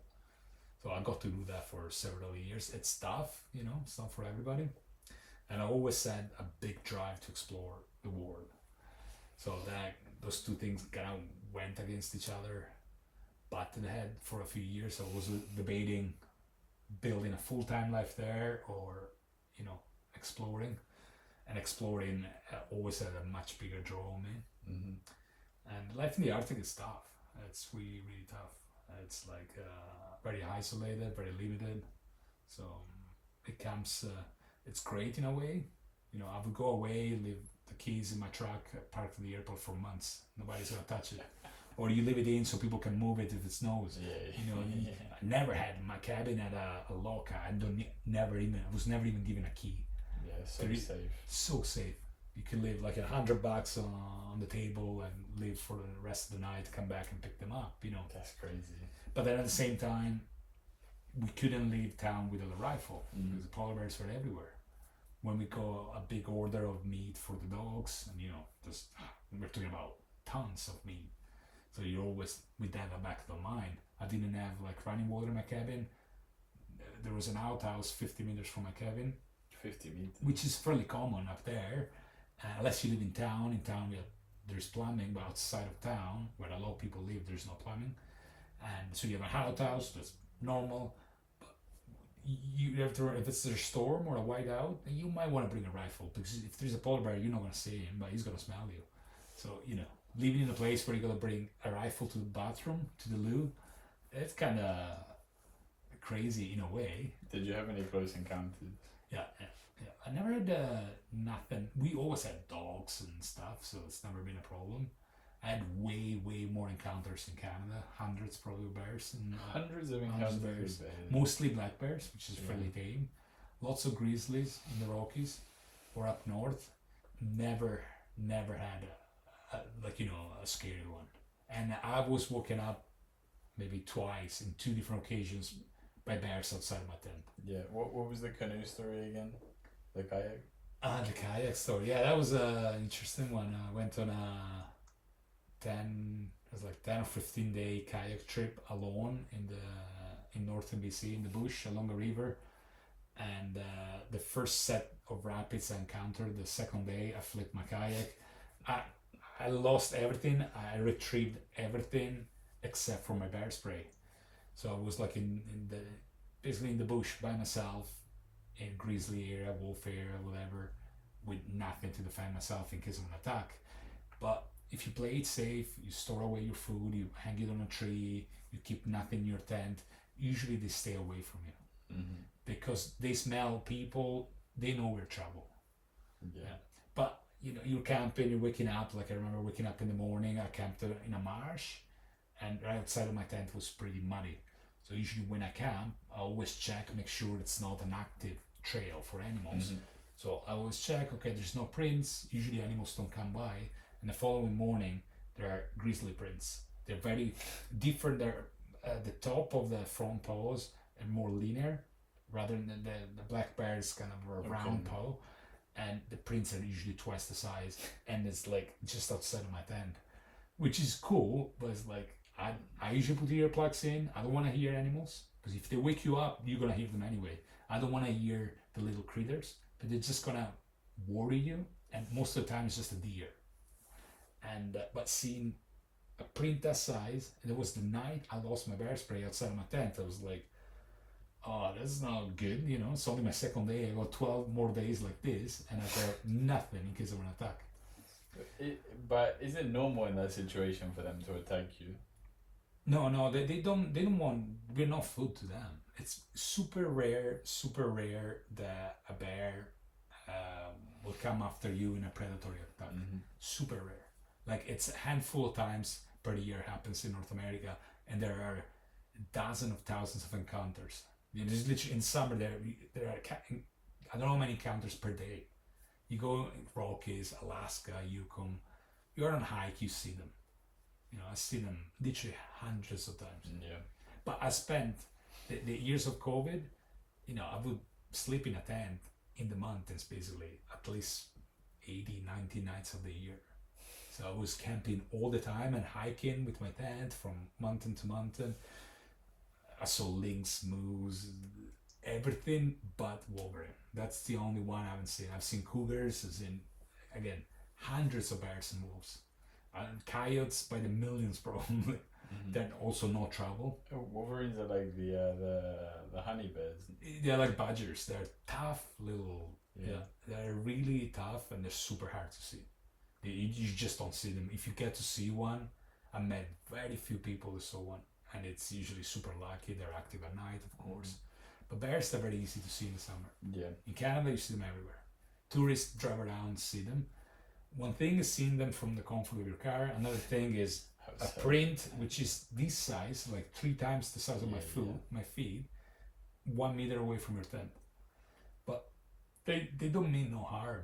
It's super unlikely that there is a bad attack. Usually it's like you meet a mama bear with cubs, or they have some food hidden, stashed away, and you're unlucky and you end up there. But there are ways to defend yourself without harming the bear. So, you know, you train for it, you know, those things. I worked as a ranger for a bit for Alberta Parks. They look after the national and provincial parks actually only provincial parks in Alberta. And so you have to do a lot of training when it comes to bear safety and stuff. They teach you all that kind of stuff. I already knew it, but they teach it to you from almost from a official standpoint, like as an officer basically.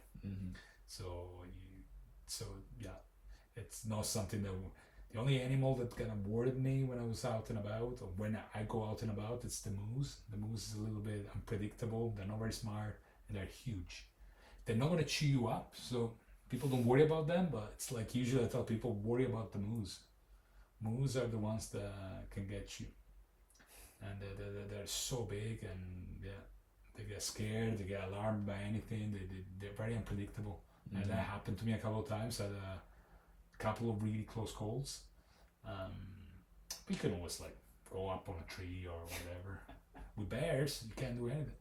They outrun you, they outclimb you, they outswim you. That's the problem. They outswim you as well. Oh yeah, great swimmers. Yeah. Grizzlies are not much. They're not the best climbers.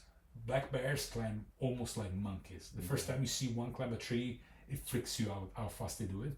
Grizzlies can climb, but they don't really do it, and they're very slow at doing it. Because of that, they tend to fight. If they get cornered, they tend to fight. Historically, they lived in the prairies. The prairies don't have big trees or anything. Over the years, over the centuries, got pushed back to the Rockies. So now they're more in the mountains, but it's part of their instinct to fight back, because black bears will climb. You see mama bear, you show up, she will send the cubs up the tree. It's beautiful to see, and then she goes up. Grizzlies don't. So you gotta leave them space. You gotta make noise. There is ways to do it. If you climb a tree, will they wait at the bottom of the tree for you? Well, but they're gonna climb much faster than you. Like that's the so problem. they can still climb well. Yeah, no, they can climb well. Yeah, but they're not Much like a better black than- bear. Yeah, better than us. Yeah, Okay. depends. If you're, I don't know, if you're little, you grow up, climbing trees. Maybe you can outclimb a grizzly, but it's not something I would try. Like the people who climb up the buildings. Yeah, exactly. Like a park hour or these kind of people, maybe not a black bear. Forget it. They are so fast, and but it would put you at least at an advantage point. I did it before a couple of times. I had a bear on the trail that wouldn't get out, so you make noise. You follow the procedure. The grizzly. No, it was like both times like a black bear, and he wouldn't get out. He wouldn't get off the trail. So you can go off the trail, of course, yourself, but then you run the risk to get stuck in the bush, and if the bear follows you, then you're in trouble. And so I was like, well, I'll go up the tree, and I'll go up the tree, but I wasn't running away and see if the bear comes along. And once he veered off and he left, and another time this bear walked past me, and it was kind of super strange to look at a bear that was walking along the trail. But it wasn't like looking up at you. No, I don't think he even noticed me. But it was just like, get off the trail in any way you can. But usually they do. They're really. It's like shark attacks. How many do we get? Half a dozen a year, deadly, nothing. But we grew up with the movies. We grew up with parents. Some parents say, if you don't behave, the bear's gonna get you or whatever. So yeah, I think it's just a popular, pop culture basically. Yeah.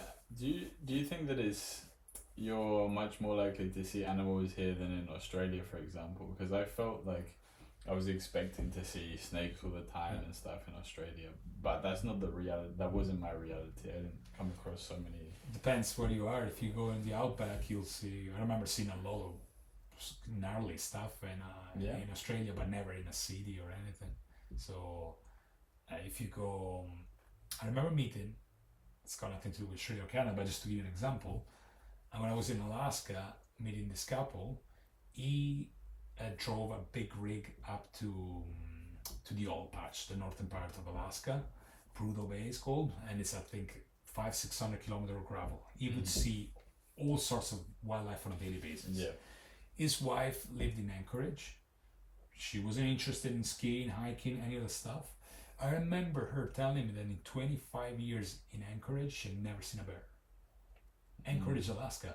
It's not as big as Montreal, but it's still a big city. Yeah. If you live downtown, and Alaska, if you're not into the outdoors, there's nothing to do, literally. So she was just there, and then they would fly out to Mexico or the southern states. Moose come in, because I remember seeing moose in Anchorage, but bears will not come. Super unlikely will come into the city, especially the grizzlies. They're not going to let it happen. They would probably trap them and relocate them. She had never seen a bear. So it all depends on, I think, what you do and where you live. Like if you were to spend a lot of time in the outback in Australia, I'm sure you would see, a lot of stuff. I remember seeing quite a bit in Australia. It's the same here. I know people, even in Montreal or cities, who've been in Canada for years and never seen a bear or a moose. And I'm like, Are there bears here? well, Quebec, yeah, black bears, yeah. So Only you see them black up bears. north. Yeah, I don't think they have grizzlies here. Probably not, very unlikely. But black bears, yeah, loads. But you have to go further north. Yeah. There's bears like the black bears range all across Canada, except the cities. The only place that can be considered a little bit wild is PEI, Prince Edward Island. Yeah. The entire island, there is no bears. Okay. Yeah, but it's also there's I think 18-kilometer bridge to get to it, and before the bridge there was only a boat, a ferry, so there was no way to get to it. They can swim 18 kilometers easily, because north in Japan you have grizzlies that swim from Russia to get there. There's a Russian island, and it's more than 18 kilometers, but it's super unlikely, and they will probably trap them. So that's the only place in Canada. It's kind of wild. I mean, PI is not super wild, but still, it's a little But bit wild. Nova Scotia, they have. Nova Scotia, I've seen black bears there. Yeah. Wow, you've seen black bears Yeah, there? yeah. With your own eyes. Yeah. Yeah, and it's not the Rockies or where you see all this stuff, but you do see. They have Nova Scotia, what they have this mixed breed of coyotes mixed with wolves. And it was like, I think the only one or the last deadly attack in Canada is, I think they call them Kai wolves or koi wolves, Okay. and it's a mix of the two. Never heard of this. Yeah, there was an attack I think a few years ago. It was fairly famous. Kai Yeah. wolves. Kai wolves or something like that. I've seen one, not there. You've seen one? but in the BC, because they where the coyotes, their territory meet the wolf, they can mix. Yeah. Right? But they like what is it, mules that they can't mate? Yeah, but you notice them. I mean, I only saw one in my life, and I was a dog trainer, and I've seen a million wolves, and because huskies often have a little bit of a wolf in it, so I'm familiar with wolves. I volunteered at wolf centers, so I'm very familiar. Mm-hmm. I remember seeing this thing, I was like shocked. Do you see them? They're different. It's like up north in Alaska or the Yukon, where the polar bears meet the grizzlies. Yeah. They can mate. I never seen one. They're super rare, but growlers, I think they call them, whatever they call them. They must be beasts. Yeah, and I seen, you see the pictures, the videos, is like, you can tell it's kind of fucked up a little bit. So these Kai wolves also have like this weird mix of a coyote with a wolf. But I guess that's the interesting part of Canada. You got a lot of wildlife here. Yeah, I need to get out of the city. Yeah, if you get out of the city, even here you'll see it. And Quebec, it's the biggest province. Most of the province is wild. A third of the province, or 20-something%, almost 30, live in Montreal. So most of the province is super wild. You go 2 hours north and you're already in the bush. Yeah. Or even less. So It's a statistic related to population, but unrelated to this. I found out the other day that only 10% of the world lives in the southern hemisphere. Only 10% of the world is southern hemisphere. Yeah. Oh, And nice. the most widely spoken language in the southern hemisphere is Portuguese. That was Brazil, of course. Because of Brazil and Angola. Wow. And Brazil you have, is like, 200 plus million, yeah. so it's a lot of people. Yeah, and you think that Chile and Argentina... There's not many people. No. 40 million, I think, in Argentina. 45. 18 in It's Chile. about 20 now. 20 in And Chile. you have Paraguay, Uruguay, where there's Nothing. no one. No one. Bolivia, either. The other countries, it's not so populous. Yeah, and then you go Australia, New Zealand, but it's not much. New Zealand's probably 5, Australia 20 something. Yeah, about 30 now, I think. That's gone up, yeah. And you have South Africa, which I guess adds into a bit of the English numbers, but Interesting. Yeah, no, I never thought. Yeah, no, it's true that only 10% of the 10%. population lives in the southern hemisphere. Well, the other good statistic, I don't remember the exact number, but I think 90% of Canadians live within an hour of the border. Yeah. We're all squashed to the border. So, and I just moved here, but all my life in Canada, I always lived up north, basically, except for a short stint in the Fraser Valley, which is the Vancouver area. I was for 6 months, an hour away from Vancouver. But yeah, you can see it as soon as you get close, it explodes. All the people. Yeah, but it makes sense, for Civilization. weather, business, and being close to the border. Yeah. It makes sense. And the north is tough. It's advantages, money wise. You make better money. Everything's cheaper. You can buy huge properties for a fraction of the cost. But you're living in the sticks. You're living up in the boonies. It's like it's different. It's the perfect place.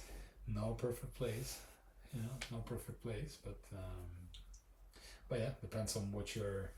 Always so like if you have families and stuff, and you're lucky to find a small community up north that has good school system, it's not a bad place to raise kids because it's safe and they get to spend time outside, which they don't do much anymore here. I was lucky to grow up, we had lots of land. Didn't belong to us, but where we lived that we could use, so I was always out playing and stuff. The mountains weren't too far, but raising a family in a big city like Montreal or any city for that matter, it's a different life. It's a different life. It's a different life. So Northern Canada is good for that. Kids learn to be outside, learn to be handy, play, swim, climb. They'll be able to outclimb a bear maybe one day. City kids will not be able to outclimb a bear. No. So No. Yeah. Tell that to your future wife.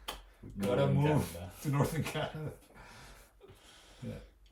Well, this has been a very different episode than what we recorded last time. Yeah. Last week we spent a lot of time bigging up South America, so... True. It was like, we covered, I think, Argentina and all that, but there's so much. Well, next time. I think next time maybe we can come back to that and, you know, you have plenty of travel stories, so... So, yeah. I think before I ask you my last 3 questions, would you like to ask me any questions? Well, last time I asked you what your favorite country was, and you said Argentina. Yeah. So my question for you this time is there a country you wouldn't want to go back to that you like? I've reflected on this. It's really hard to say because I think most places I would say that I would go back to. But like if I had to choose one, I think maybe it would be Luxembourg. I mean, I was thinking about a real country. a real country. Like, give me at least something decent, the decent size. I get it's kind of a cop-out answer. Yeah, there's not really much going on. You didn't expect Luxembourg. Better than Vatican City, I guess, but... I still have to... I've never been to Rome. I've only been to Milan. Oh. Yeah, the worst Italian. The worst Italian city. Yeah. If I had to give another more real answer, then I guess it might be Malaysia. Huh, interesting. I liked it. Yeah. I think it was nice. I visited Kuala Lumpur and Langkawi. Maybe it is unfair to say that because I'm basing that experience on just those places. Yeah. And I think Langkawi's pretty cool though. Langkawi's nice. I liked it. It's nice, but it wasn't like wow. Like didn't blow my mind. I would like to travel more in Malaysia. But I think based on that, if I can't use my cop-out answer, then I know it's a trick. That's why I asked you because probably you go ask this before. I guess I go ask this before many times. What's your favorite country? What's your least favorite? And for many years up until recently, I always said it was India. I just wouldn't go back to India. But I went to India only once, and it was a really bad time. But not because of India. It's like what happened before I got to India. So it's like it's not really fair on the country. I would say it's not my ideal country because there's things that it's so busy with people and stuff. That's not really me. And it's one of those countries that you either hate or love. That's usually what you hear people. But I came there from Nepal, and I got stuck in Nepal for a couple of weeks during a huge earthquake, and I ended up actually. Thank you to your country. I ended up sleeping at the British Embassy on the floor for 10 days. 10 days? 10 days on the floor, and then we were finally able to leave the country and stuff, but they were great. We had briefings 3 times a day. Lots of porridge. I love porridge. It's like ching, great, and they set up a computer with Skype so we could Skype our family, and they took in people from all over the world. Back then, it was 2 years before Brexit.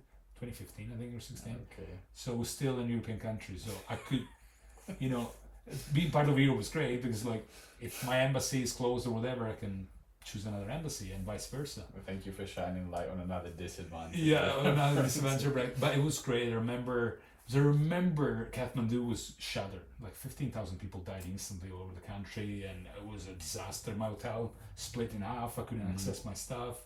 The owner disappeared. It was chaos, and I met an Italian couple random on the road. And first thing I asked them was did you go to the embassy? And I went to the embassy, and it was a consulate, I think. And the guy wasn't there. I don't remember what. It was there was nobody there. And I was okay, where do we go next? I was well, probably when it comes to this kind of stuff, UK and the US are the best countries when it comes to army. And so I was let's go to the British Embassy, and we were among the first ones to get there. So we got there, got a code, or they give us a little mat or whatever, and then people start coming in by the hundreds. We were a lot of people, to the point where there was no space left even for British nationals because they couldn't kick people out anymore, and they were well, you're on your own now. Yeah, they took in some Nepalese as well. They were like seriously injured. It was pretty chaotic. So then from there I went to India without a visa. Nobody had a visa basically. We arrived there. They were like, "You have no visa." I was like, "I know." And there's thousands of people like me coming with no visa. We're not here to work, so they gave me an emergency visa. And I was the first one in line. I ran from the plane, knowing there was like, "We're gonna get stuck here for a day." Got there, and Buddy was like, "Dude, just look behind me. A lot more tourists are coming with no visas." And so it was a short-term visa, and there were millions of people coming down from Nepal. So I was in New Delhi and traveled around a bit, but it was crazy. How long did you stay for? Not long. Like I got a few weeks, and then I flew to Thailand or wherever. Most people were going back to their countries. Nepal was the first country in Asia during that trip. It was one of my many trips in Asia. And I was like, I want to go back to Europe right away.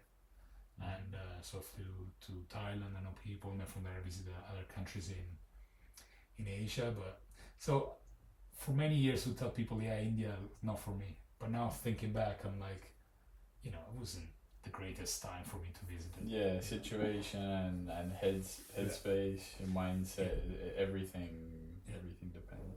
And even New Delhi, because after such a big earthquake, the earth's got settled. There are thousands usually aftershocks, hundreds at least.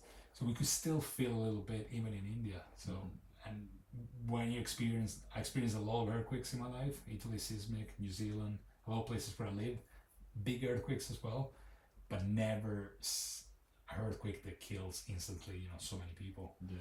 And I never seen so much destruction in my life. And I got saved by a random guy that put me under a frame because I was like, just got to the country, jet lagged, going around Kathmandu, my second day there, third day, whatever that was, I kind of lost.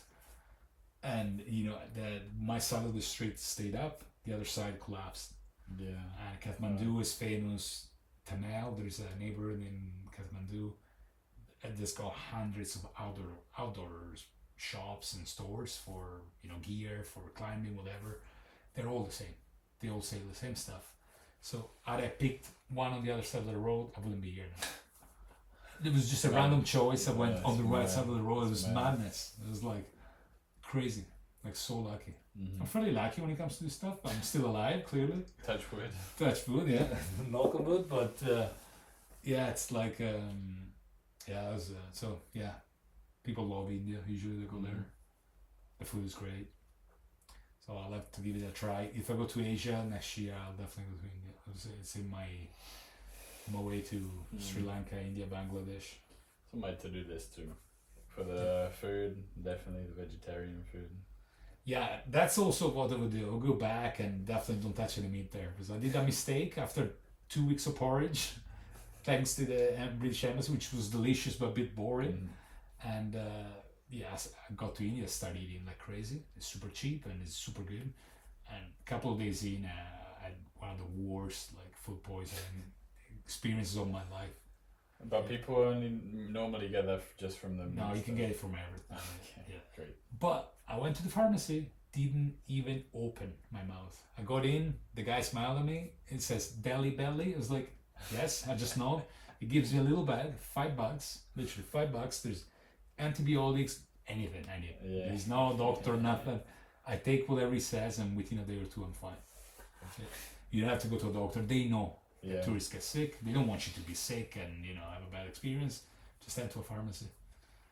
You must have had a stash ready. Of course. Like a bag with all you need: electrolytes, antibiotics, ibuprofen, whatever. Making good money from that. That's why. Oh yeah, 100%. And it works. Yeah, it was bad. It was only couldn't get private rooms or anything. India's cheap. You can of course treat yourself a little bit. There's just so many people escaping from Nepal, so I had a big dorm, and half of the people in the dorm was sick. So I'm gonna spare the details, but that was an interesting one.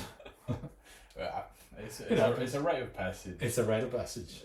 Getting sick when you're traveling is a rite of passage. Yeah, but it's the only, actually, when people ask me for an advice, what you would tell somebody who's about to start traveling or whatever, the only advice I really give, which sounds like what your grandma would say, but after getting sick, not so much in India, but I got sick really bad in South America, and it lasted for months. It's like travel with antibiotics. Yeah. Go to your doctor and say, this is the country where I'm going. It's likely that I'll get some food poisoning of some kind. Travel with something. Because sometimes, like it happened to me in South America, you can't get what you need. If you're in the mountains or in a poor village, you will not be able to get medications. It's true. And it's something that we take for granted here, but down there, and a lot of people do travel with all sorts of stuff, even too much. All I use now is like some bandages, plasters, whatever, and a generic antibiotic in case I get that. It's a good point. I will think about that the next trip. Yeah, because it can. I don't know if I'll do it, but I think. No, you know why? It's not. It's for the if it's really bad, it can leave you scarred for life. I had a lot of problems. I don't think that I've been that sick. Like I know I've had the shits and stuff before, but I don't think never that sick. Yeah. No, never like it coming out both ends and for days and days. No, never like that. No, at that time was I think I lost 20 pounds in a month. Really? Yeah, it was bad. It was like it's not regular food poisoning, especially water. That's giardia. That's the one that really gets you, and that's dangerous. Like really dangerous. Getting scarred the alignments of your stomach. So yeah. So that's the only advice I tell people. Like, don't worry about the news, about what people say. Don't worry, but travel smartly, be smart, and bring something in case you get really sick. Just in case. Yeah, just in case. A backup. Yeah, but you can keep going with the backups, and people tell you to take backups of all your documents and stuff. I should take this advice on board for sure. Yeah. Okay, so we'll come to the last 3 questions now. I wonder if you're going to give any different answers to I'll have to. I gave a good one last week, so to top it up, we'll see what I can come up with. So the first question from the last guest is, would you rather be poor and happy or rich and unhappy? Well, so last week I said I would rather be rich, but this week I'm going to say I would rather be poor. You said it the other way around. No, I was joking, of course. I'll still rather be poor and happy. That was just, rich and unhappy. No, I can't see that. No, you gotta be. No, you gotta be. Ideally, you're both. Yeah. If you got money and you're happy, well, that's the $1 million ticket right there. Because unfortunately, money opens a lot of doors. Money is important, of course, but not to the point where you gotta make so much money that makes you unhappy. And that's often the case. People just, for whatever reason, they just they'll do anything they can to make more money. The greed. I'm not talking necessarily about people with kids and families. That's different because you want to be a provider and stuff. But people don't have kids and stuff, and all they do is, or all they think about is money. It's gonna I never got it. I never understood it. It's society, it's greed, it's many things. It's comfort, it's like the fear of an unknown, whatever. But, you can be... It's when you travel, I'm sure you saw it. I would say I see more happy people in non-Western countries. 1,000,000%. It's always like that. Yeah. It's like, that tells you something. That's not one of those... The things that travelers say, it's just a fact. It's like you go, like in Scandinavia, we said, like, you're around, people don't look that happy, to be honest. Most of the Western countries, people don't. You go to poorer countries, families are way more connected, bonded. People bond more, they have more time for one another. Of course, unfortunately, there's not much work or whatever it is. So it's not necessarily because there's something good behind, but people seem honestly to be happier and caring about one another much more than we do. So I'm not saying I want to be poor like a Bolivian that lives up in the mountains, but learn from them and take advantage also of what our Western society can offer. So that's $1 million ticket. Find a way to be not maybe necessarily rich, but be comfortable. Yeah. Without that affecting your life and your mood and everything that surrounds you. So yeah. Very nice. What question would you like to ask the next guest? ask them what they carry in case they get the shits. What do you carry in case you get the shit? Yeah. Honestly, do they carry antibiotics? Or like an emergency plastic bag or something? I feel like it's gonna be a nothing. That's the thing. So tell them, look, I interviewed a grandpa last week. He said, carry antibiotics. Yeah. Carry antibiotics and always toilet paper. We all do, I guess. Yeah. Toilet paper, we all carry toilet paper. That I'm a little bit better for. Yeah, we kind of have to. Not here, but like, South America, Asia, Africa, you got to. Yeah. That's true. It's So I'll say what they carry. And finally, what message would you like to share in your language? Beh, la stessa cosa che ho detto la scorsa volta, non abbiate paura di provare, di uscire, di viaggiare. Viaggiare apre tutte le porte, a volte è un'esperienza a cui ci vuole molto per uscire dalla zona di comfort, però ne vale la pena. Vale la pena is the same in Italian. Vale la pena? Yeah. It's or like is that Spanish. from your dialect? No, that was Italian. Ah, okay. Very rusty Italian, but that was Italian. No, which the same I said last time, which is just, I think it's easier for me to say it in English, but like, don't be afraid of getting out there. Don't be afraid of, getting out of the comfort zone and, push it, explore, get out, see places. It's never too late, and just do it as much as you can. Mm-hmm. Yeah. And yeah, bring antibiotics with you. And the Mongolia thing. If you're looking for a travel companion, anyone going to Mongolia? Exactly. That was the question last time I had for the next guest. It was like, if you got a good one next time, or if you know anybody who wants to go to Mongolia, it's the last country on my bucket list after almost 80 countries. And for several reasons that I explained last time, I like to travel solo, but I don't want to do Mongolia solo. And it's one of those countries that nobody wants to go to. Preferably someone who knows about horses and or speaks Russian. Exactly. If they know about horses, how to saddle horses and stuff, and speak some Russian, somebody like that would be great. Doesn't matter age, sex, I don't care. Somebody like that. Yeah. Maybe one day someone will see this and and I will apply. Well, thank you very much for this successful episode 16. Awesome. And I look forward to the second or the third episode. In the third future. episode coming up in the future. Well, thank you for listening. This has been episode 16 of Backpacks and Stories.